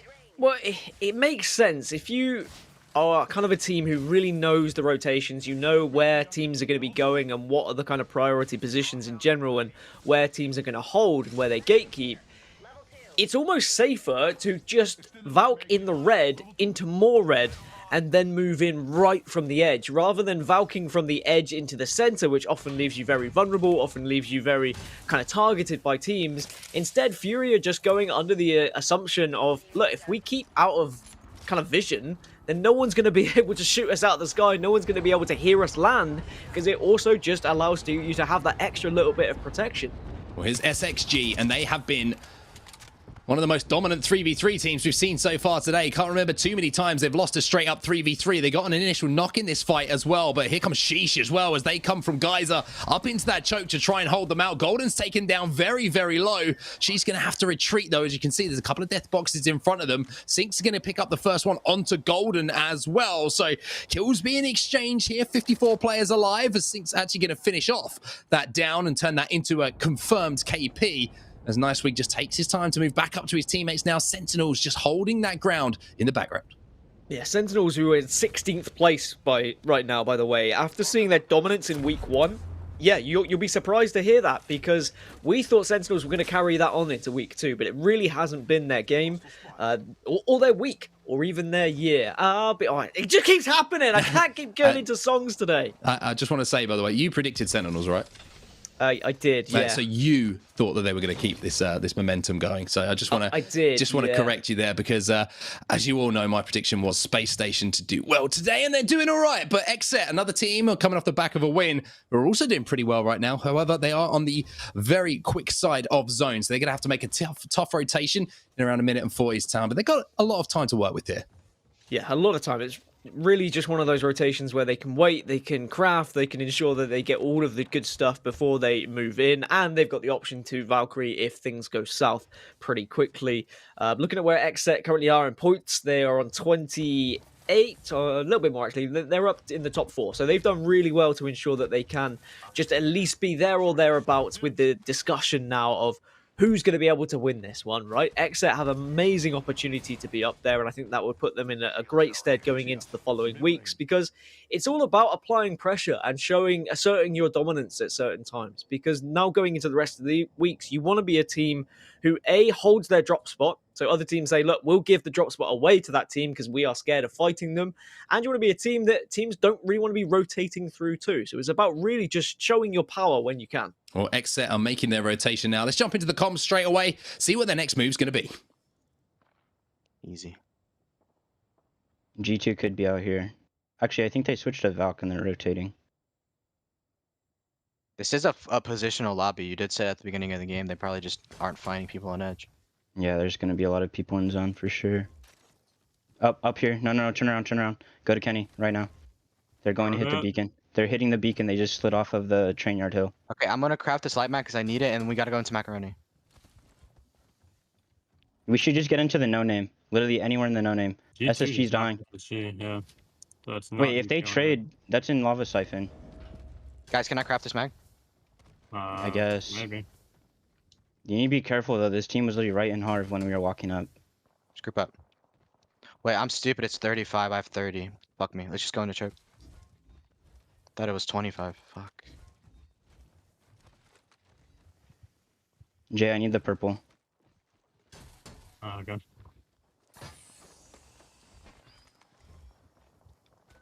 There's a team right here that he's looking at us. We need a Valkyrie in somewhere. Where do we go, though? This building, too. This is bad, too. We gonna go in the RV, okay? I think we land in this RV for now. You guys agree or no? That's fucking death because the team in big Okay, building. we need to know where to go, like, right now. Like, I don't know, just Valko and go, and we'll find something. Right. I can't ult here. There's gonna be, like, something has to be open, like one of those buildings or something. There's 17 teams alive. Doors open here. Yeah, we're gonna land in there, okay? Get ready to fight. Team on this one. There's a team on this one. Get ready to fight. Line backside, though. Yep. Bub if you need. I'm bubbling, just so we don't take damage. Team in the other one. Barrels in here. No. I'm getting broken. I need to pop a bat. This is really bad. Pop a bat too. I'm batting as well. They're arcing. I can't. I'm Gibby ulting. Yep. I'm popping another bat. Is that yours? Is that yours? It's me. Just get in the back on me. Get in the back on me. Chill. We're fine. They can't push that. Those are my barrels. Yep. The team in the like actual zone. Look at zone. That's huge. Oh my god, it ends on their building, I think. No, it's gonna pull like over here. That's fine. We're in a really good spot. We just need to hold. That's literally all we need to do. I only have 1 bat, 10 cells now. 1 bat, 8 cells. 1-9. Alright, we're good. We just need to play in the back. We cannot walk up to the front. You do need to try to get barrels down, though. I will. Wait for them to recharge. Do you have gold helm? No, I don't.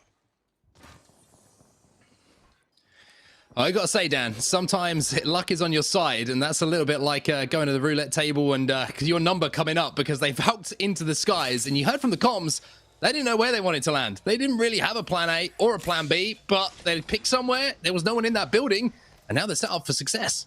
That's the scary thing about Valkyrie, though, isn't it? If there was a team in there, that could have been the game ruined for both of them.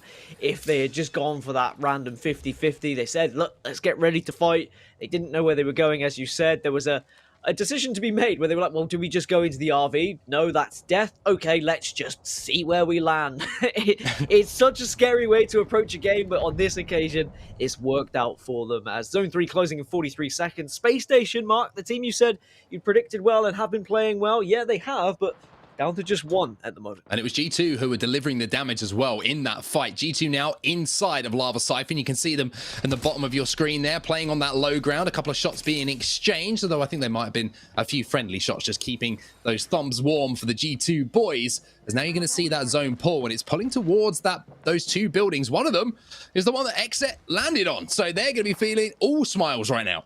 Yeah, Exet even kind of pointed out which one they think it's going to be finishing on, even though it's not the building that they're currently in, but the building next to them is where they think the final circle is going to be, and it seems like they've got it pretty spot on for now, whereas G2 are making their way around, and they're moving away from the circle a little bit here, just to try and reassess how they're going to approach getting into it, and it looks like they want to get onto that edge rather than play central zone. Well, Neanderthals at the moment are doing what they can, because you can see Strictly, unfortunately, looks like he might be trying to reconnect, and for now it's going to be a case of maybe trying to get him somewhere near zone, maybe push him into a portal and then get him safe for now, which might be the play that they're able to make. As you see Exiles going down onto this low ground with the portal, will it reach just about inside of the zone? Should be able to punch the Gibby in if he can get back into the game, but for now it's looking like a pretty tough position, and an unfortunate one at the same time.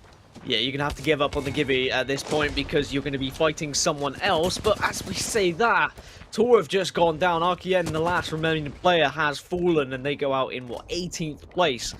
So that really hasn't been the best of games for them. Sheesh now pushing in to try and clean up some KP here. Word. Good shots coming out from Timmy, but also receiving a lot of damage. Yeah, taking some damage, and there's going to be a charge rifle overlooking all of this as well. Arcstar's going down the low ground, always treacherous. It doesn't matter what position it's in. If there is a team above you, usually it's going to do some damage. Hill gets finished off by Phony. Sentinels also in the kill feed as well, as Lou and Senox pick up 2. And now Senox is going to finish things off here with that flatline in his hands. KP here for Sentinels, and 4 of them in the hands of Senox. This looks more like the Sentinels we saw in week 1. So they've already got at least 6 KP here as we're down to 13 squads. 1 placement point, of course, for being in top 15. But you'd imagine with where they're currently in residence, they should be able to get into this next circle somewhat comfortably, unless they're really heavily focused by teams who are in the surrounding area, which is entirely possible. We have seen some teams really focus those who are in buildings that are quite easy to kind of watch the doors and whatnot, throw arc stars and things towards. But the real story is going to be those teams who are currently central circle. You heard it in one of our listen-ins earlier as well. This is quite a zone-heavy lobby, and what they mean by that is teams are rotating early, they are taking position early, we're not getting as many edge teams, and maybe that's one of the reasons why we've not seen Sentinels find much success. They haven't been able to kind of loot other teams by being able to kill them on the edge, so instead they've had to adjust by pushing themselves a little bit more central to actually find teams to fight and get the rewards from it. Well, SSG are still alive for now. 13 squads remaining, as 100 Thieves are currently in a fight with CLG, and that's inside of the main building, inside a Lava Siphon. So that fight is going to be instrumental to who can control the space and who can maybe make a good exit, as Sentinels now try to make their approach. And this is one that might bring back fond memories of last week's game 1. However, the fond memories might be distant memories, as all of a sudden Lou gets surprised. He gets taken out by a member of Furia, and now it's going to be all over for Sentinels as Furia wipe the floor with them. Furia and Surprise. That's something we've heard before today, because it seems like they do catch teams off guard when they're rotating through the red and they arrive in a position where teams just aren't expecting them. I didn't even see where Furia came from there, so Sentinels most certainly did not. Sentinels down in 13th spot despite the KP they were able to pick up. G2 still alive, circle is closing, and these teams are going to start to dwindle away. 100 Thieves have lost one as well, and there might be a real good opportunity here for a third party for G2. Just need to wait for that right time. 100 Thieves also involved in this fight, and somehow they managed to win it as well, but only momentarily. That was the last member alive for Torrent. That was Euris who finally goes down, and now Vayne sits here, looks to the heavens, and says a prayer that he could survive a little bit longer. CLG went down in 11th as well, and Complexity at a full 3. It can't be said for some of the other teams that are still alive. They've lost a few players. 100 Thieves, 2 of them to be precise. If you lose a few, you're probably dead, but 2 is okay. Exet still in this building that they dived in on from the Valkyrie ult, are going to have to move in 50 seconds, and it looks like they want to make their move a little bit sooner than that because they maybe have recognized some vulnerable teams. Oh, this is a straight bubble fight between the two teams. The gas will go down as well, and oh my word, Exet just swiping the team away, swatting them like flies. That was such a simple fight for them to win, as G2 now look to move in to pick up the pieces. The problem is there was none left over. It was that clean.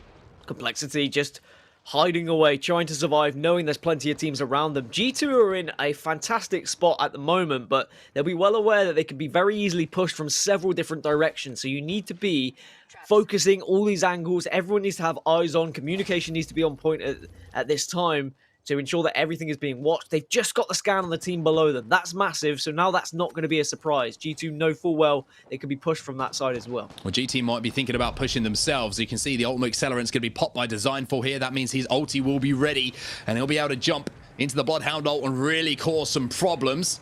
Astro Esports, the team inside of the building, you can see that Gentrifying on top of that building is maybe looking to hold down that one escape that they do have through the door. So G2 in position here to pick up some KP as that zone starts to close. But I think that Astro Esports will actually be safe just about on the inside of that building. They might be, but they also could be very vulnerable to grenades, so they've got to be careful. They've got to make sure they've got bubbles and whatnot to protect them, and maybe some utility to throw back. Oh my word. Exit, though, have just been able to beam from one side, and maybe G2, that caught them by surprise. Yeah, that's the end of SSG as well. Frex managed to get into the top 10 as that solo player. Exit now make their move across as well. Bubble's going to be exchanged between the two teams. Exit playing the back of the bubble to make sure that they have as many lines of defensive cover as they could possibly put up, getting those barrels down as well to deny those lines of sight, and they survive for now. But you can see now the shots coming into the back from G2. Yeah, this is a horrible position for Exet, and you can see they're being melted now by all the teams as they realize they only had a wall to be covering them. 2 of them have fallen, only 1 remains for Exet, and I think that's going to be the last player eliminated very shortly. Reptar's just gone down as well, so players falling everywhere. Designful manages to pick up 1 though. G2 stay alive. Gentrifying, jumping into the void to stay alive in that situation is massive for them, and this is the game that G2 need to capitalize on. They have high ground. They're overlooking a lot of these fights, and it's not just about position for them at the moment. It's not about where they finish. It's they have to pick up KP along the way.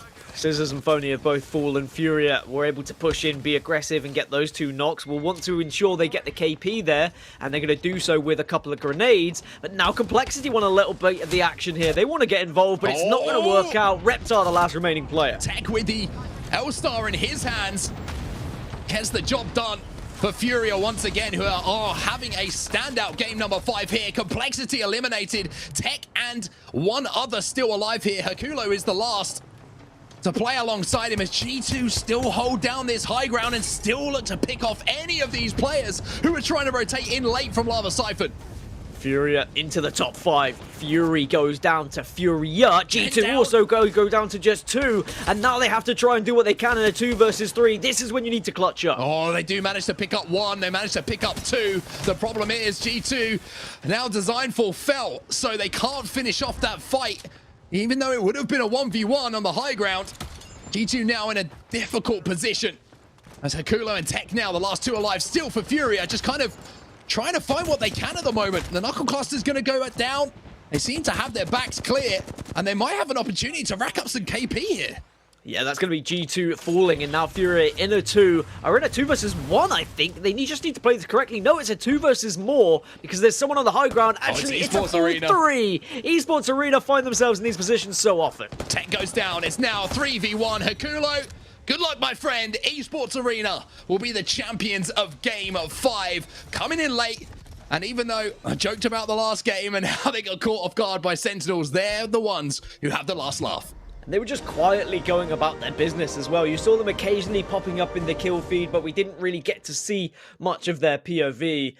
Shout out for G2 for actually finishing top 3 there and picking up some KP. That could have really gone southward very fast with Estral on their backside, but they were able to get some good knocks. Yes, okay, one player falling, but by that player falling, it meant that they just were able to elongate the process of their survival to ensure they got that KP and they got extra placement points. But ultimately, it's Esports Arena who are laughing, not just because they're looting 2 POIs for free, but also because they're getting Ws. Wow. 24 points with 12 kills. Yeah, big game from Esports Arena, and that's more what I was expecting from them. I felt like I may have cursed them in that previous game, but hopefully that kind of put things right and puts me back in the good books for those 3 players. Furia in second as well, but G2, for me, that's the most important performance of the day. Because without those points on the board, G2 really would be struggling, but 14 is going to throw them up that leaderboard. And Estral Esports, yep, okay, they're finishing top 4, but just no kills on the board. They're doing really well to get placements. They're doing really well to get central zone, and they're reading the circles, but just not being able to find the KP is not going to help them too much in terms of leaderboards. Like, yeah, okay, you'll be consistent and you'll be somewhere around the mid-table, maybe towards the top 5 if you get top 3, top 4 every single time, but it's not going to be enough to win a week. So they need to find a way of converting those placements into kills as well. But it's all about Esports Arena. They really were doing some damage. An amazing game from them. Yeah, 7 kills there for Verholst as well. Very, very impressive from the Valkyrie player.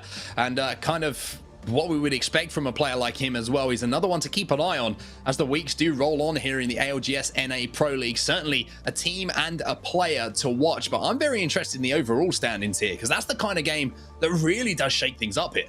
Yeah, that could propel G2 up the leaderboard quite considerably, but also it's about those kind of first and second positions. We need to be looking at who are potential winners from Group C and D to get themselves those 12 points that everyone's searching for to put them in a better position when it comes to the overall standings, not just C and D, but all 4 groups combined, because that's when it starts to get real messy. That's when the teams really start to scrap for points. Well, Persia is going to come back and join us now as 5 games are done and dusted, and it gives me at least 3 seconds to catch my breath, because the games have been, to quote Keanu Reeves, breathtaking. The games have been mind-blowing. That last ring, the elevation differences, you always think you have an idea of which team is going to come out on top. The high ground is always preferred, and Complexity showed that, but I think that a lot of the fights that went down at the end of that match, we had, G2 accidentally falling down, couldn't help the teammates, and things like that can make all the difference in the final fight. So let's take a look at the overall, let's take a look at some highlights actually before we get to leaderboards, because we got to recap some of that action on set. What are you feeling over these last 2 games, and what are you expecting in game number 6? Well, this was game 4, and this was Sentinels who got taken down there by Senior Service. This was Space Station doing some really good work on the edge of zone. We heard them, or we saw them, I should say, in that game hold off the push that came in from Sheesh as well with amazing defensive stand. This was SXG doing what SXG have done most of today, which is running at people and winning the fights, although it was a little bit more scrappy than what we saw previously. But it was interesting this game, because at one point G2 were in control of that drill tower. They knew where the game was going to be finishing, but they weren't able to hold in the same way that 100 Thieves were a little bit later on. Even though 100 Thieves didn't win the game and it was exit, 100 Thieves put up a huge amount of points. And then here in game 5, this is where we started to see teams just really scrap for position in a final circle that left a lot of teams vulnerable in the open area, really struggling to get any sort of solid kind of base to settle down in. So they were having to take fights, they were having just to try and get 1 or 2 KT here and accept that maybe it wasn't going to be a win. And it was right from zone 4 here where teams really just were caught in just between a rock and a hard place at times. No one really able to be in a position of kind of a comfortable spot where you can look at it and say, hey, we can get top 3 here. I don't even think the teams who finish in top 3 expected to finish in top 3, except maybe Esports Arena, because they had a game that was just a little bit different than everyone else.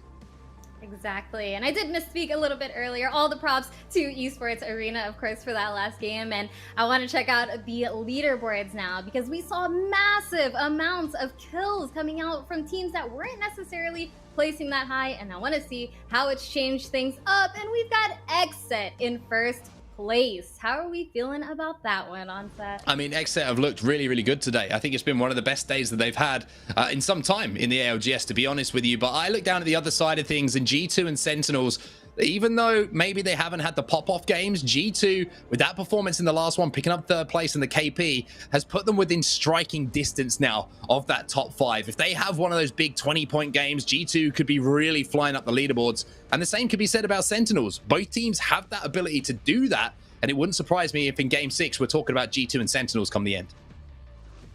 And Gaskin, what do you think are the biggest changes that maybe the Sentinels are running into this time around? Because they were pretty dominant last week. It's looking a little more shaky this week. Why do you think that is?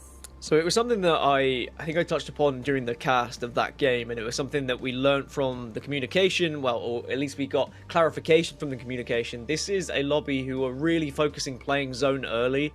We're not seeing as many teams playing edge as what we saw in week 1 when we watched B versus C, which is where Sentinels thrived. They were killing all the teams that were playing on edge. They were just running through.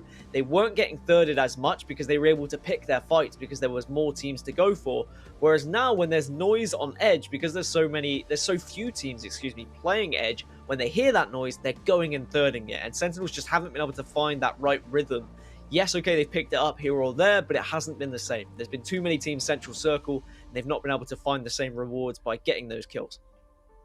And speaking of rewards, if you want to enter Lenovo Legion's ALGS Pro League giveaway for a chance to win a free Lenovo Legion gaming PC, all you gotta do is visit twitter.com/Lenovo Legion to figure out how to join that. And you definitely gonna want to give it a shot, because why not? Free stuff is the best stuff, and I think a lot of our teams can agree when it comes to free kills. They want some of that too, because we've been seeing a lot of third parties and a lot of people taking fights, and I expect nothing less as we go into game number 6, which is coming up right after this break.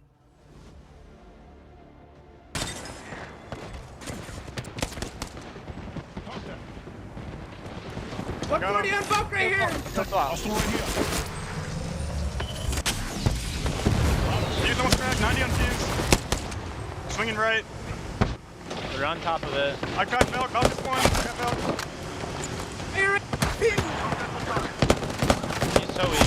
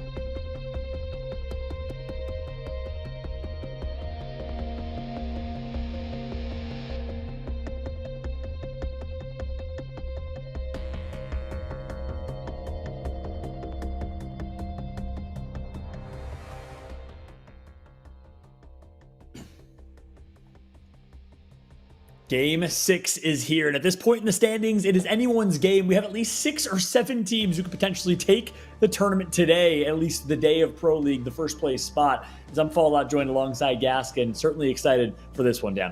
Yeah, this is going to be a really tough game for some of those teams who are down low because it's so close at the top, which means you're going to see teams playing pretty safe when it comes to the top 5, which means there isn't going to be as much opportunity for teams at the bottom to kind of run rampant, which could be bad news for the likes of Sentinels, who need a big game, the likes of G2, who need a big game as well. XZ currently hold first place, but that could very easily slip away. Yes, okay, they have like, what, a 10 kill gap, I think, around it was. That can just so easily be taken over by a team if they have a big game here in Game 6. Yeah, that's right. We have XSET in first place with 57 points, Space Station in second with 51 points, Sinus Please with 48 in third. So neck and neck, only 9 points separate 1 through 3. And even behind that, we got Esports Arena and 100 Thieves vying for that first place spot. So anyone's game. But to your point, G2, they actually opted for a slightly different team comp last game. They went with Bloodhound. They played ultra aggressive. It's going to be a lot harder for them to find some kills in this one. Yeah, I think that you can be ultra aggressive and you can look for kills when you're in Game 5 and you haven't really been able to find so much success. Here in Game 6, there's 2 ways it can go. We can see teams all looking for kills, or at least those in the lower half looking for more kills to try and have that big pop-off game, right? So you might have more teams playing Edge and less teams playing that early rotation. But the teams in the top 5, you'd imagine they're going to go for those early rotations if it's available. They'll try and play Central Zone. They're not going to be picking up as many kills, which then also means there are more kills to be shared elsewhere. So it can go one of 2 ways, as I say, and it's going to be a difficult game for everyone involved. Even if you're at the top or at the bottom, it's not going to be an easy one.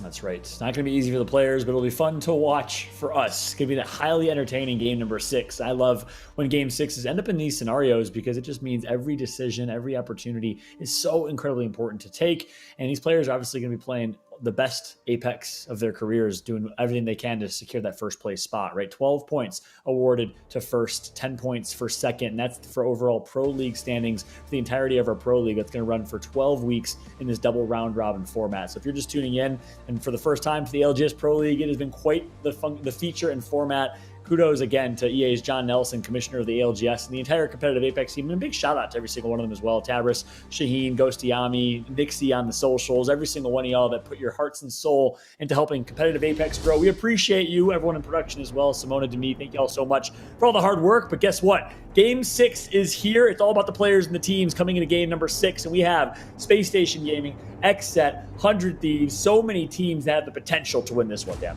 Yeah, there are just so many teams now in a position where if they have that game, right? If they have that game they've all been searching for throughout today, they could be the winners of Group C versus D in this week number 2 and try and secure themselves those 12 points that everyone is searching for. But there are teams who are going to be a little bit more desperate for points, and they certainly could ruin things, especially in a Valkyrie meta where you can drop on teams when things get a little bit kind of scary and hectic on the edge of the zone. You just say, look, let's dive in and let's hope for the best. Sometimes it works out, sometimes it doesn't. Sometimes you can ruin someone else's game by doing so. That's right. We're going to kick things off with 100 Thieves to start. Obviously, we're going to see a slow start here, most likely, as Dan said. A lot of teams trying to early rotate. Looks like we'll be getting a zone that's going to pull very far north. We'll see exactly where that zone is, and we have a chance to check out the map here in a moment. So it could be a difficult zone for teams that drop south side. And actually, no, it won't be super far north, so it won't be too bad for teams like 100 Thieves dropping on the southeast. Yeah, just trying to get an idea from where that line's going there. Yeah, exactly. We can get the overview, and it's going to be just hovering over Fragment East at the moment. So there's going to be a lot of buildings to play. We're going to see a lot of early movers, you would imagine, with the Valkyries just taking buildings, trying to guess which side of Fragment they think it's going to go. East would be the safer bet, but we have seen some pretty crazy pulls, so you never really know where it might end up. But I imagine with where the beacons currently are, we're going to see a lot of teams gaining that information early, moving in, taking a building, and then it's just playing the patient game, having the poke damage wars from one building to another, maybe even just emoting, dancing to one another, waiting for all the teams who have rotated late, and then all combining together to get that damage and pick up those extra points over on your Evo shield. Indeed. Wow. Oxygen Esports and Senior Citizens do drop fragments, so they won't have to run very far on their rotation. We do have Sinus Please, who's been performing very well currently on the top 3. They're going to be dropping over towards Trials and Skyhook next to Torrents, and Complexity right on the other side of that mountain dropping Survey Camp. So we'll see if these teams cross on their paths as they rotate. Meanwhile, here's the leaderboard. Exet, Space Station, Sign Us Please, ESA, and 100 Thieves in the top 5 with Furia right there underneath. SXG, a team that's dropping Climatizer to the east of Complexity, has been performing very well, but kind of slowed down a little bit these last couple games. Yeah, it's just not been a lobby that anyone's really been able to get their grips on. Like, we've not seen that dominating performance that we witnessed from the likes of C9 this week or the likes of Sentinels last week, where you're seeing 90+ points on the board. Instead, it's all being shared about pretty evenly between the top 5 teams. But now it's about taking your initiative and really grabbing this game, because otherwise, if you let it slip and if you let someone else pop off, you might find yourself slipping down that leaderboard. And we know it is a considerable drop off and difference from finishing first or second or suddenly finishing 6th or 7th, for example. So you need to make sure you stay on the ball here and you can't let anything slip. That's right. See Space Station here, making the rotation all the way from Lava to Fragment. That's, of course, Lava Fissure where they drop. So it's a quick rotation for them. Dan, you talked about the importance of rotating early. You see it happening here from Space Station. Yeah, as expected, they're just moving their way in. Fragment, buildings, take it, get the caustic barrels down, ensure that you just find the best building possible, to be honest. Like, you can scout around, find one, and then look across, and you almost just play it step by step, building by building, move your way across through Fragment until you're in one that you think is going to give you the best chance of winning a game. It sounds simple, usually not so simple, because every building quite often has players in it, and then you have to take the fight. Yeah, it'll be for yet another reason. Obviously, everything you kind of mentioned, the stakes that are so high in this game. It'll be also a slow game because we do have a fragment finish. And to your point about trying to find the best building to rotate into position, and a lot of teams will be just kind of posting up within these buildings over towards fragment, finding their locations early rotating and chill. And meanwhile, look at this. Proco, aka No Cocoa Puffs, finds a knock on Klain and Xset. A team in top 3 finds himself under dress. Team in first at the moment. They really need to survive here because placement is everything for them. When you are in first place and you have been seen on the kill feed, you most certainly are going to be targeted, and Oxygen have done just that. Klain will go down, and now they're just at a 2, and their backs are quite literally against the wall. Just need to try and hold this one out and maybe even hope other teams get involved in this fight so it gives them a little bit of breathing room. Wow, that's huge. And you know what's interesting there is it actually was No Coco who got the knock, and it was Oxygen who finished. So team effort there to potentially grief Xset. Obviously, you're going to do what you can to take out a player in the lobby, especially in Game 6. Now I wonder how Xset's going to play this casting. Are they going to go for the revive, which would be super risky to do, and fragment with a fragment finish with so many teams that have rotated already? Depends if they've been able to get a beacon that they can actually redeploy and put down themselves, but judging by what I've seen in the inventory, I don't think they do have one. So I imagine they just play this building and go for placement. They have a 6-point lead right now. If an opportunity presents itself where they can get out and they can go for a res, maybe they'll go for it. But at the moment, I think they're more likely with a composition like this, with just the 2 left and the caustic being available to them. Certainly for now, they're going to be looking to just hold up and rely on other teams to present an opportunity to go for a res later. But at the moment, I just think they focus on staying alive. Yeah. We'll see. Keep a close eye on Xset if they do decide to risk it for that revive. Obviously, won't get a mobile respawn beacon, most likely. So a decision to make for them, or just down to 2 members alive. That's a big loss. And meanwhile, Sheesh, currently low in the standings overall, but they find themselves outside of the ring and haven't rotated. It's one of these awkward situations when you're on the outside of it. Now, at this point, at this time, you assume that the most people have been at a point where they've got into those buildings, where they've taken the priority spots, as it were. So you have the awkward decision of, do you risk it and try and take something off of someone? Or do you just play edge at this point, wait for some noise to happen, then you push in, then you try and take a building when you can get a third party? But again, they all come with their separate risks, and it entirely depends where you currently sit in the leaderboard, how many kills you've been able to find so far, whether you can actually achieve a first place, whether you're pushing for a top 10. All these factors change how you're going to play in this game number 6. Yeah. A lot at stake here, right? Team like Sheesh, way behind. in the overall standings. Needs to perform, needs to get kills, and obviously for that reason, we'll be playing a lot more aggressive. Currently in 18th place with 9 points, but what's interesting is only about 15 points separate them and top 10, so they could sneak a couple Pro League points here with a huge pop-off type of game, which is why you're going to see them likely play aggressive. That's their only option here. But, to your point originally, it's going to be tough to play aggressive, tough to find those kills with every other team just vying to survive and kind of posting up early rotating. Well, Sheesh are rotating in. They are moving on in. Let's see what the listening is like, and let's see what the communication is like from Sheesh. Oh, they got shot at. On the roof, on the roof. Wait, didn't shoot. Oh. They saw us already. They saw me already. Well, no, if it's tech. Oh wait, yeah, they're not playing. They're not fused. But maybe they went back. We keep it a stack, bro. This circle's actually really good for us. Right, trap up. Ain't no way, bro. We got him. Go this building. Go this building. Yeah, I'm done. Follow me. Follow me. Follow me. We're inching closer. Yeah, I'm done. Inch by inch. I'm looking. Who in here? You can see if I can get shots.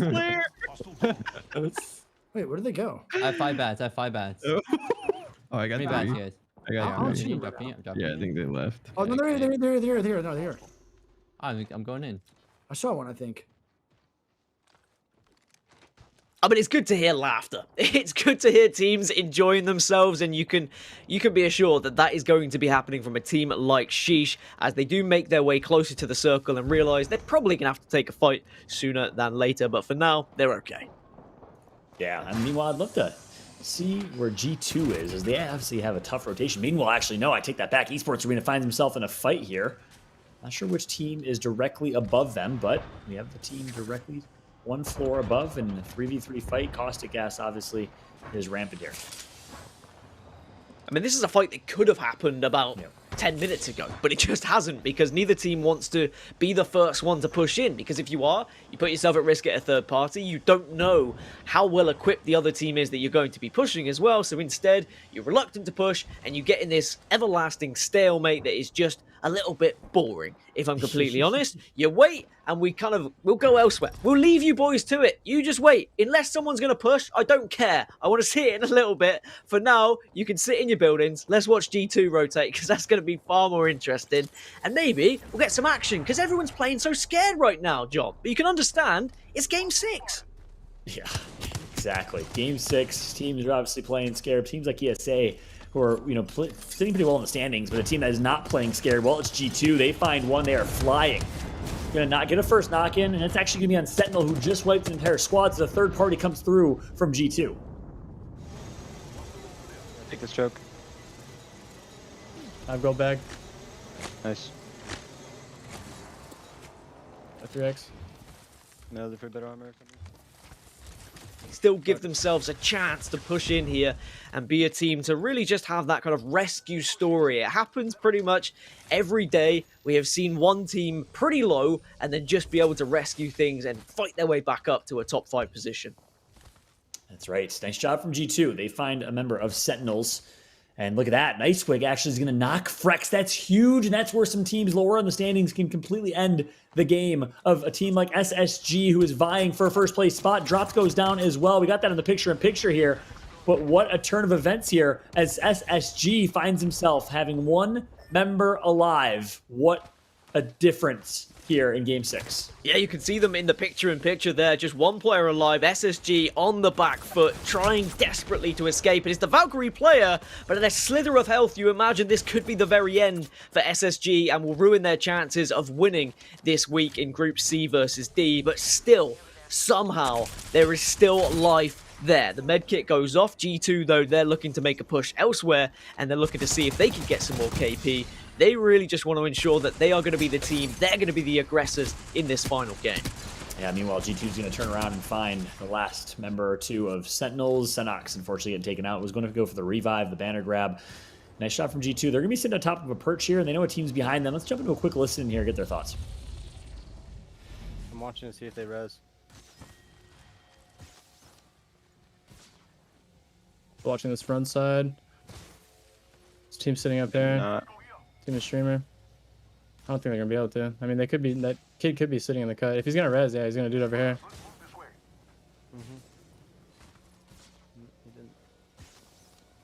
Do we want to swing this right side design? Yeah. I feel like we have hella cover, and like we can keep that, like especially if they res too. I'm out here. We don't want to hold out there because someone takes our mid, we get gated then. We could hold Yes. No, I'm saying like this area right here. I don't want to go all the way up on that hill. I'm just saying right here. So the team can vault over here and we're fucked. That's also true. I think we're better off holding this than over there. I think it pulls to the right side of cap, not the left side. I think you could pull like around this beacon, huh? Someone's fine. Get to the right. We have beams on these kids or no? There's a team. I think that's the solo Gibby. No, there's a wraith. She's running up the hill. Yeah, the team just landed there. There's a crypto team right there. Are they gonna fight or what? I think they're shooting at the team that just Velk ulted. Let them fight. Alright. Team's still in here. We don't want them shooting at us. No. Fox should have low-key swapped my weapon. How much ammo do you have? 150 energy. No, you have enough for this next fight. We'll be able to get kill. There's res in storm. He res, yeah, he res out here. Close. And someone's calling the mobile. Or we could go fucking gate them because that team will turn around and go fucking hold that. That's a crypto team. I'm pretty sure that's the Fury team. The Loba. Yeah, they're going to get it right now. We could hold them out. Let's go. What? Who'd hold who out? Come. Well, I don't know. There's a team down here too. You sure? Alright. Oh yeah, no, we're still in over here for sure. They're crypto split. Alright. He's here by himself. Yeah. Don't overextend and die for it. They gave up their spot in zone. I'm safe on this. Down the hill. On this city.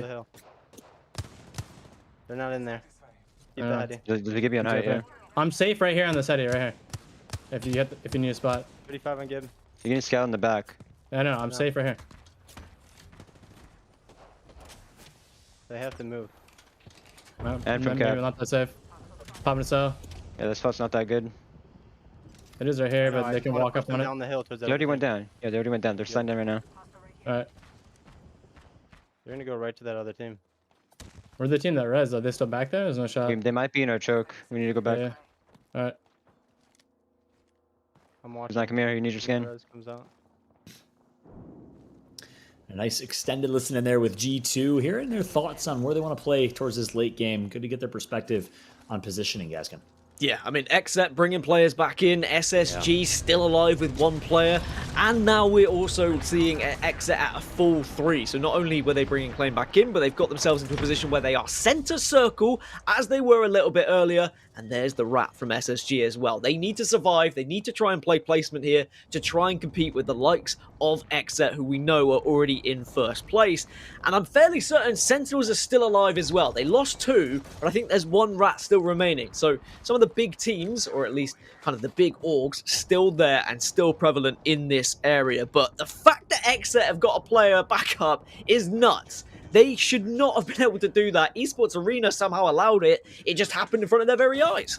Yeah, I'm not sure if Esports Arena really had the full intel that we know Senior Citizens had, and that we know the other team that dropped Fragment had. So as a result, XZ's able to get the revive, but meanwhile, ESA was able to get blessed with a Kraber via supply crate that dropped right next to them, so that'll certainly help out. Crust's gonna get taken out in the top right of your screen, but G2 is continuing to fire off. Well, Sentinels, they keep losing players, but they keep getting the players back up, and they're still not out. They're still somehow alive, even with Crust falling as well. 18 squads still remaining, but certainly some squads are weaker than others. That final circle is going to be the one that kind of lands on the bridge between the kind of lava that you witness on your screen right there. So if you are playing on top of the building with the beacon, you're going to be in one of the commanding positions, as kills are starting to fly around now. The zone's getting smaller, teams are starting to lose space on the edge, so instead, all these teams who are waiting inside the buildings are now going to enjoy the kind of route where everyone pushes in, and they're going to get free damage and hopefully some KP to go alongside it. And finally, Esports Arena are taking the fight. It's taken this long, but now they're pushing in with a Kraber. And they should be able to clean this up. Verholz is going to get the first pick on a Maze, and it looks like good damage being put in by Skittlecakes right after, down to about 75 HP, able to heal back up with that shield battery and just slowly but surely taking this fight. Meanwhile, G2 trying to sneak into the top 7. They get a few kills as well, and they continue to roll in the kill feed. Back on with Intel, Kraber in hand. Bang!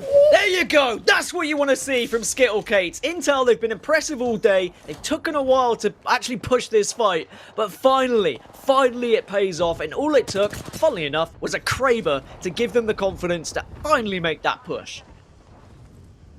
G2 pushing in towards Fragment. These are one of the teams that you mentioned other teams might just be able to feast upon, but because ESA has not been able to take this fight, they're not able to connect. Misses that blind fire, and I think this is Q2. This is the Bloodhound that we saw earlier. Gentrifying takes out Lou and the kill feed. So continuing his Sentinels to stay alive. I think that finally eliminates them from this lobby. You'd imagine that must be Sentinels now going down, with Senox falling as well, as teams are dropping like flies. Space Station, Sinus, SSG, W, Sentinels, Neanderthals, Bad Boys, and Sheesh have all fallen, which means we're down to just 12, as this Game 6 is starting to heat up. Exet still within a chance of winning this. They're the commanders, they're the leaders in this, and they're back up to 3, but Esports Arena could certainly do some damage here. That's big. Furia takes out a member of 100 Thieves, so that is huge because Furia is in 6th, 100 Thieves is in 5th. That's a knock that's going to come through. Not sure if a full kill did on Onmu, but the team's right outside here of Esports Arena.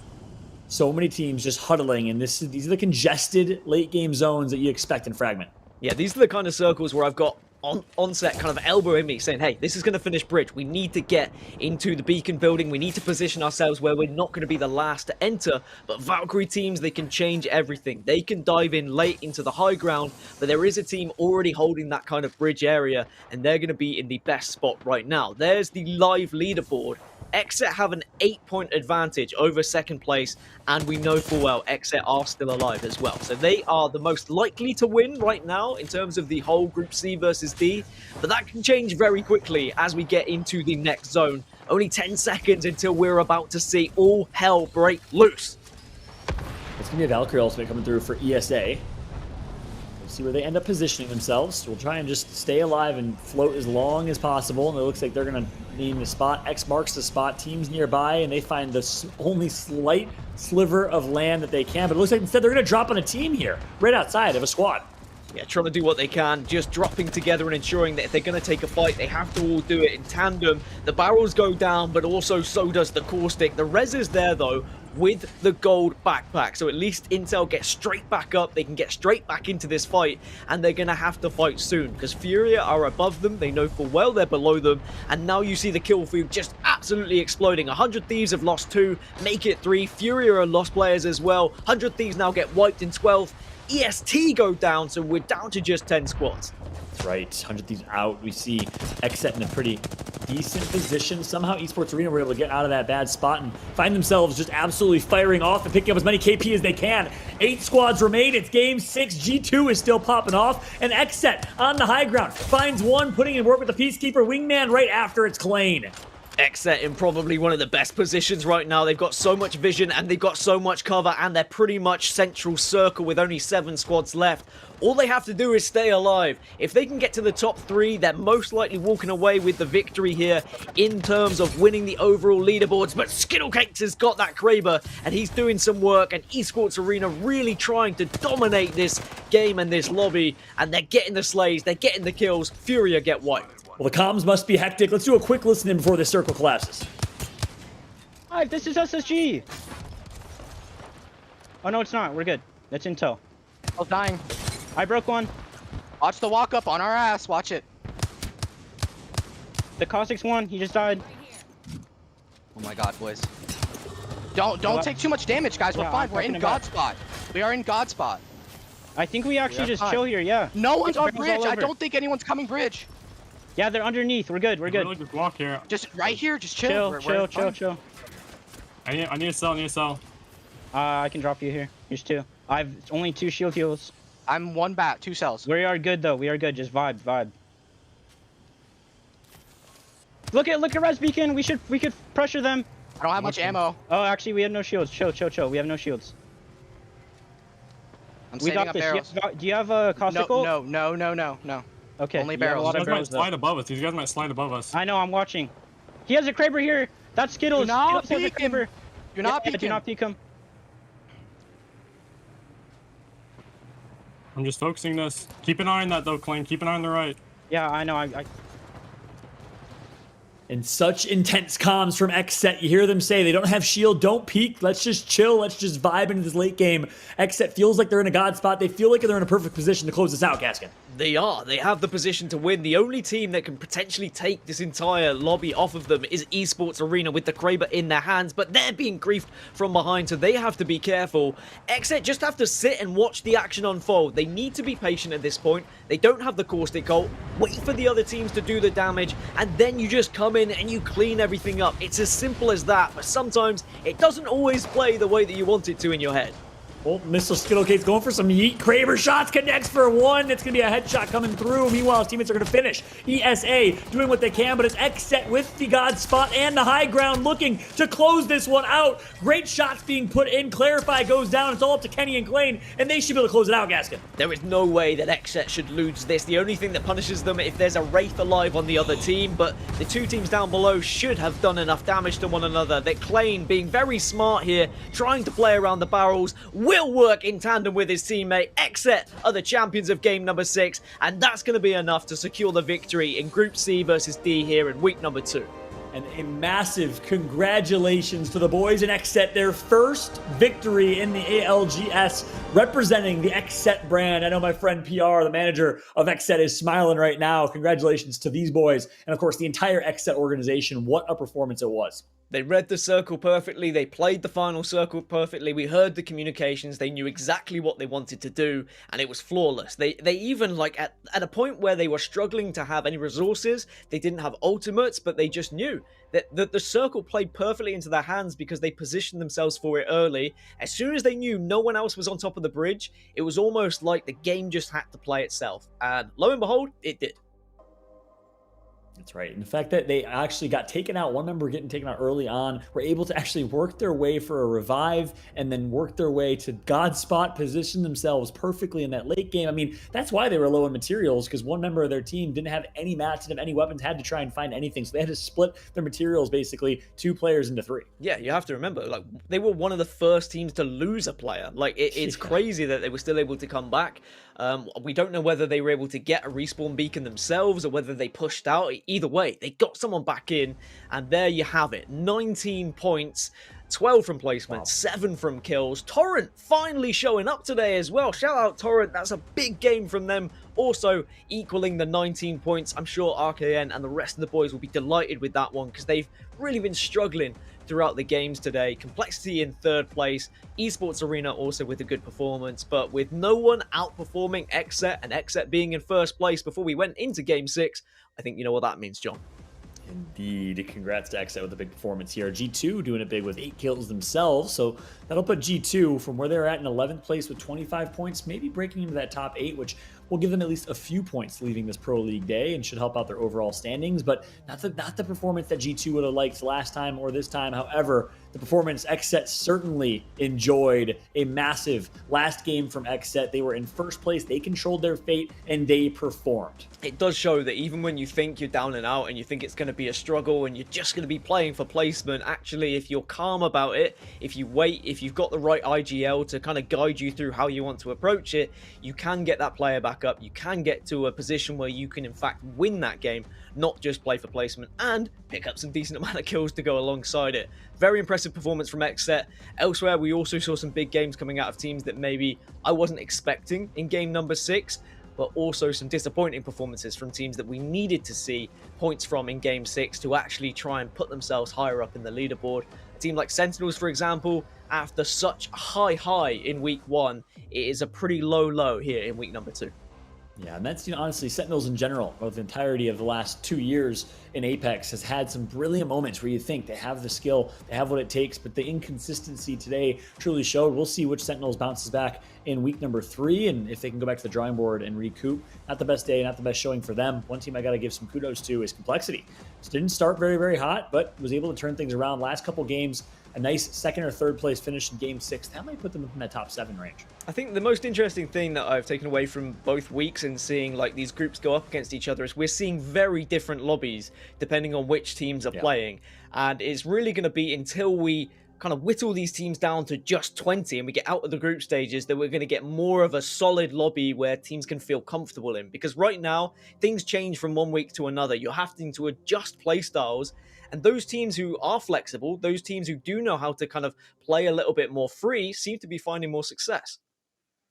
Yep. We obviously saw C9, TSM clashing of so many teams yesterday, and today we got to see the same thing on the other side of that coin. But that's what makes this Pro League fun. You get different groups in this double round robin format every single week, and which means different drop spots, different play styles, really different meta all up in terms of how the lobby shakes out. So interesting things indeed. And to talk about meta, to break down all the action, we're going to welcome Persia back to the desk.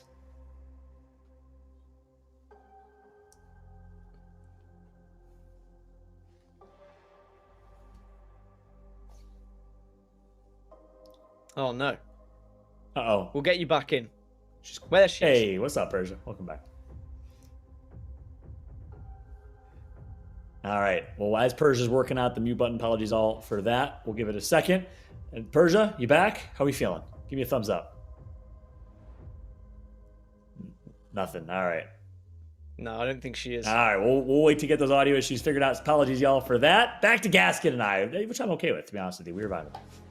We were trying, but unfortunately just a couple of issues. But I mean, to go back on the point I was making about lobbies being so different as well, it was one thing that one of the teams brought up in a listen, and I know I've mentioned it a couple of times here, but I really think it's one of the most important things I took away from any listening today. It was that this is a lobby that is focused on rotations and playing zone and playing central. We're not seeing as many edge fights, whereas in other lobbies you saw a lot more edge fights, and it means that we'll get certain weeks where we'll see loads of edge fights. We'll get certain weeks where we'll see loads of kind of early zones, and we'll see teams playing the more natural way of Apex. But then we're going to get a fun week next week where you imagine both of those mixes combine, and we're going to get quite a weird game where you're going to have lots of edge teams, you're going to have lots of central teams, and it's going to be about who actually favors that situation, who actually comes out on top.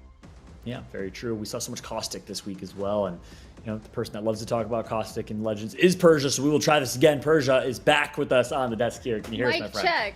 Mic check. Can you guys hear me? Or do I need to sing the 50 states again? No, I'm just kidding. As I was saying before, even though you guys couldn't hear it, Xset showed off so many things in that last game that I really loved. And a lot of that comes down to patience. Obviously, losing people early is no easy feat, especially coming back to win it, but managing the resources and having the discipline not to peak in those in-game situations where you know you really want to scoop up some KP, but no, they didn't. They understood the assignment, they savored their resources as much as they could, and then they got the dub, which was a beautiful thing to see. You love seeing everything go exactly as planned. So Gaskin, we're taking a look at some highlights from game number 6.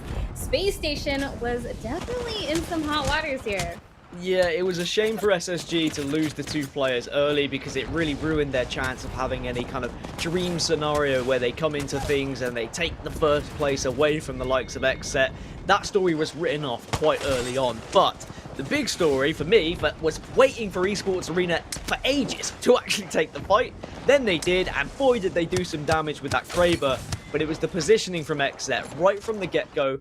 They rotated early, they lost a player, they got that player back up, and then they found the ultimate god spot. No one else dare try and fight them on bridge, so in the end, they were the only team up there. They just rained hell upon the teams below them, and they came out with the W. And speaking of W's, let's take a look at the leaderboard because we're gonna go ahead and set it in stone. Set it in stone, if I will. But look at this leaderboard, and a lot of people jumped up quite a few places there. What do you think, Fallout? Yeah, I mean, congratulations again. They're in order for Xset, but Esports Arena leapfrogs up into 2nd place. Good finish for them. Space Station drops one. Not the last game they would have liked to see, but hey, a 1st place win last week plus a 3rd place win today. Space Station will certainly be on top of the overall standings, so congrats to them. And of course, Sinus Please, 100 Thieves, really good games overall from them. G2 and Complexity showing some signs of life in the last games 5 and 6. That puts them at least in the top 9. Yeah, and this means major points going towards our overall leaderboard for all of our teams, because you can't forget this is just groups C and D. So now as we take a look, Gaskin, what's catching your eye here?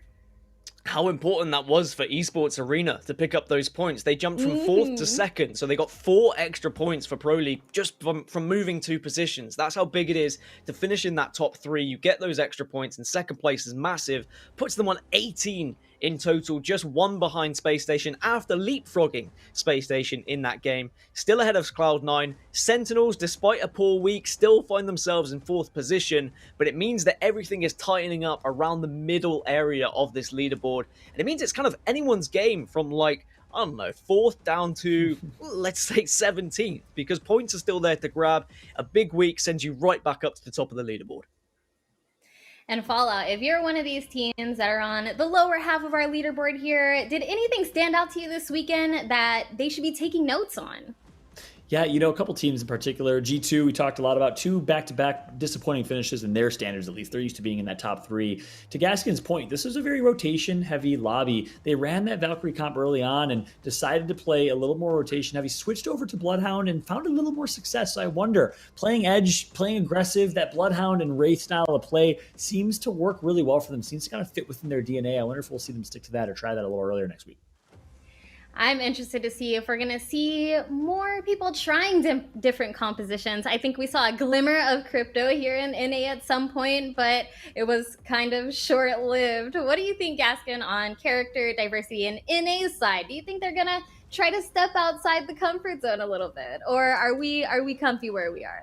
NA like to be comfy. That's one. North Americans like a comfortable lifestyle, and it's understandable. We saw a few people try crypto here or there yesterday. A couple of teams teetered with it today, but for the most part, we saw people going back to the tried, tested, and true. We saw Bloodhounds coming back into things. It wasn't as experimentative as is that even a word? It is now. EMEA, they tried different things. We saw more cryptos coming into play, but here in NA, I think they're happy that they're playing the legends that they know how to use, and I'm okay with that because usually that gives you results, and you see teams really putting up some fantastic results here because of it.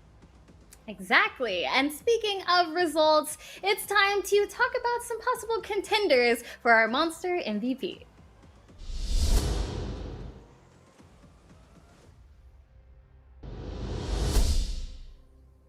Now, obviously, all of our teams were killing it today, but we did have some standout performances, and I want to talk about those a little bit. So, Fallout, start us off here. Let's talk about some of the players that really caught your eye and really put their name on the map today. Yeah, honestly, you got to put some respect to the hands of Frexes. Played incredibly well. Frex showed up. IGL for this SSG Space Station Gaming squad, former IGL for NRG. Well, he played incredibly well today as well. Not only is he the IGL, not only is he the shot caller for this team, but he performs. I mean, take a look here. Such aggressive play, playing as Caustic and putting in so much work. Great tracking here in game number 1. Great shots put in throughout. And Gaskin, you got to obviously put a lot of respect in the name of Frex. Yeah, very important that you have a player who is confident in their ability to play on their own as a Caustic, but also sometimes fit that support role. You really have to defend the areas, you have to get those barrels down, the placements have to be important, but also you need to be hitting shots. Elsewhere, speaking of hitting shots, someone I want to talk about is Klein from Xset. My, how important he was today. On that Valkyrie, the movement is difficult at times. You've got to be someone who is comfortable with your key bindings or your controller bindings, whichever you might play. And Klein certainly was a player who was here, there, and everywhere, getting kills, getting position for his team, and ensuring that he was sometimes just jetting up into the sky when he needed to. That final circle, being able to jet above that barrel actually was extremely important. In another scenario where maybe there's a heal-off situation, that could have won them the game. So great thought process behind Klein there, and I think he was one of the most impressive players throughout the day. And of course, we can have our opinions all day, but let's look at the numbers, the facts, the cold hard proof with the kill leaderboard right now from all of our players and see who's really on top. And Clara, were you expecting this? Actually tying with Klein, so both of them, you know, let's put some respect on more people's names here on Fallout. Yeah, 100%. Clarify's been a performer for a very long time in ALGS. Has been doing it since the early days of online tournaments and summer circuit, way back when playing on the Flying Saucers and a variety of other teams. It's been impressive to see Clarify's run. But yeah, Klein played very well. Frex, the fact that he's able to do it while also IGLing is what's most impressive to me. And Gaskin, what do you think about the rest of our even top 10 here? Because everyone in this top 10 is in the double digits, and that's pretty impressive. Shout out Senox, represent Canada. That's all I'm going to say. There's a lot of United States flags there appearing, but hey, we've got something else different here in North America, kind of showing up. No, I'm impressed with everyone that I've seen today who were able to get some big frags on the board, because it was not an easy lobby to do so. It was difficult to find those kills, and you had to really work hard, and boy, did they work for them. And I gotta say, Persia, one last note on the potential rising stars for the Monster MVP at the end of the season. Keep an eye on Slurpee G. Really, really honorable mention. Played really, really well. Fragged out as part of the SXG team. I was really impressed by Slurpee.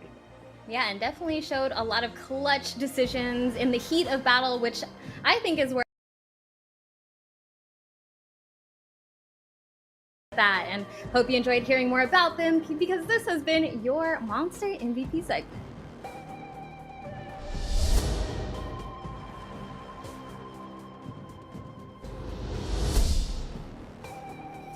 I'm gonna keep on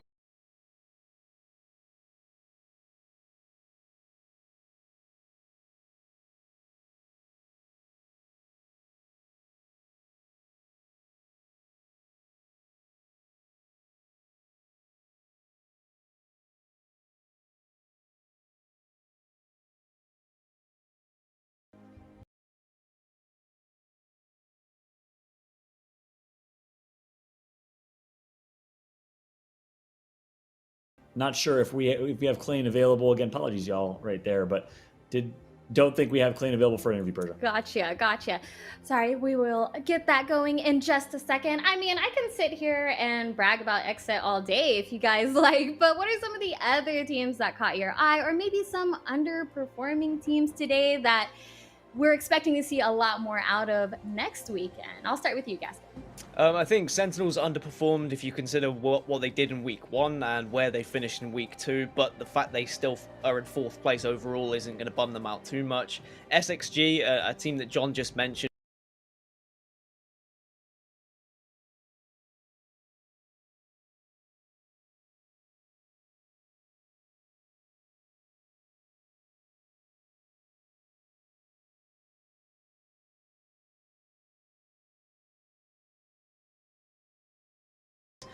they had a lot of room to loot, I will say that. They had a lot of space in the southeast of the map, and they certainly took full advantage of that, but it was the way they rotated and the positions they put themselves in. They were always there or thereabouts in the end game, and they deserved their 2nd position.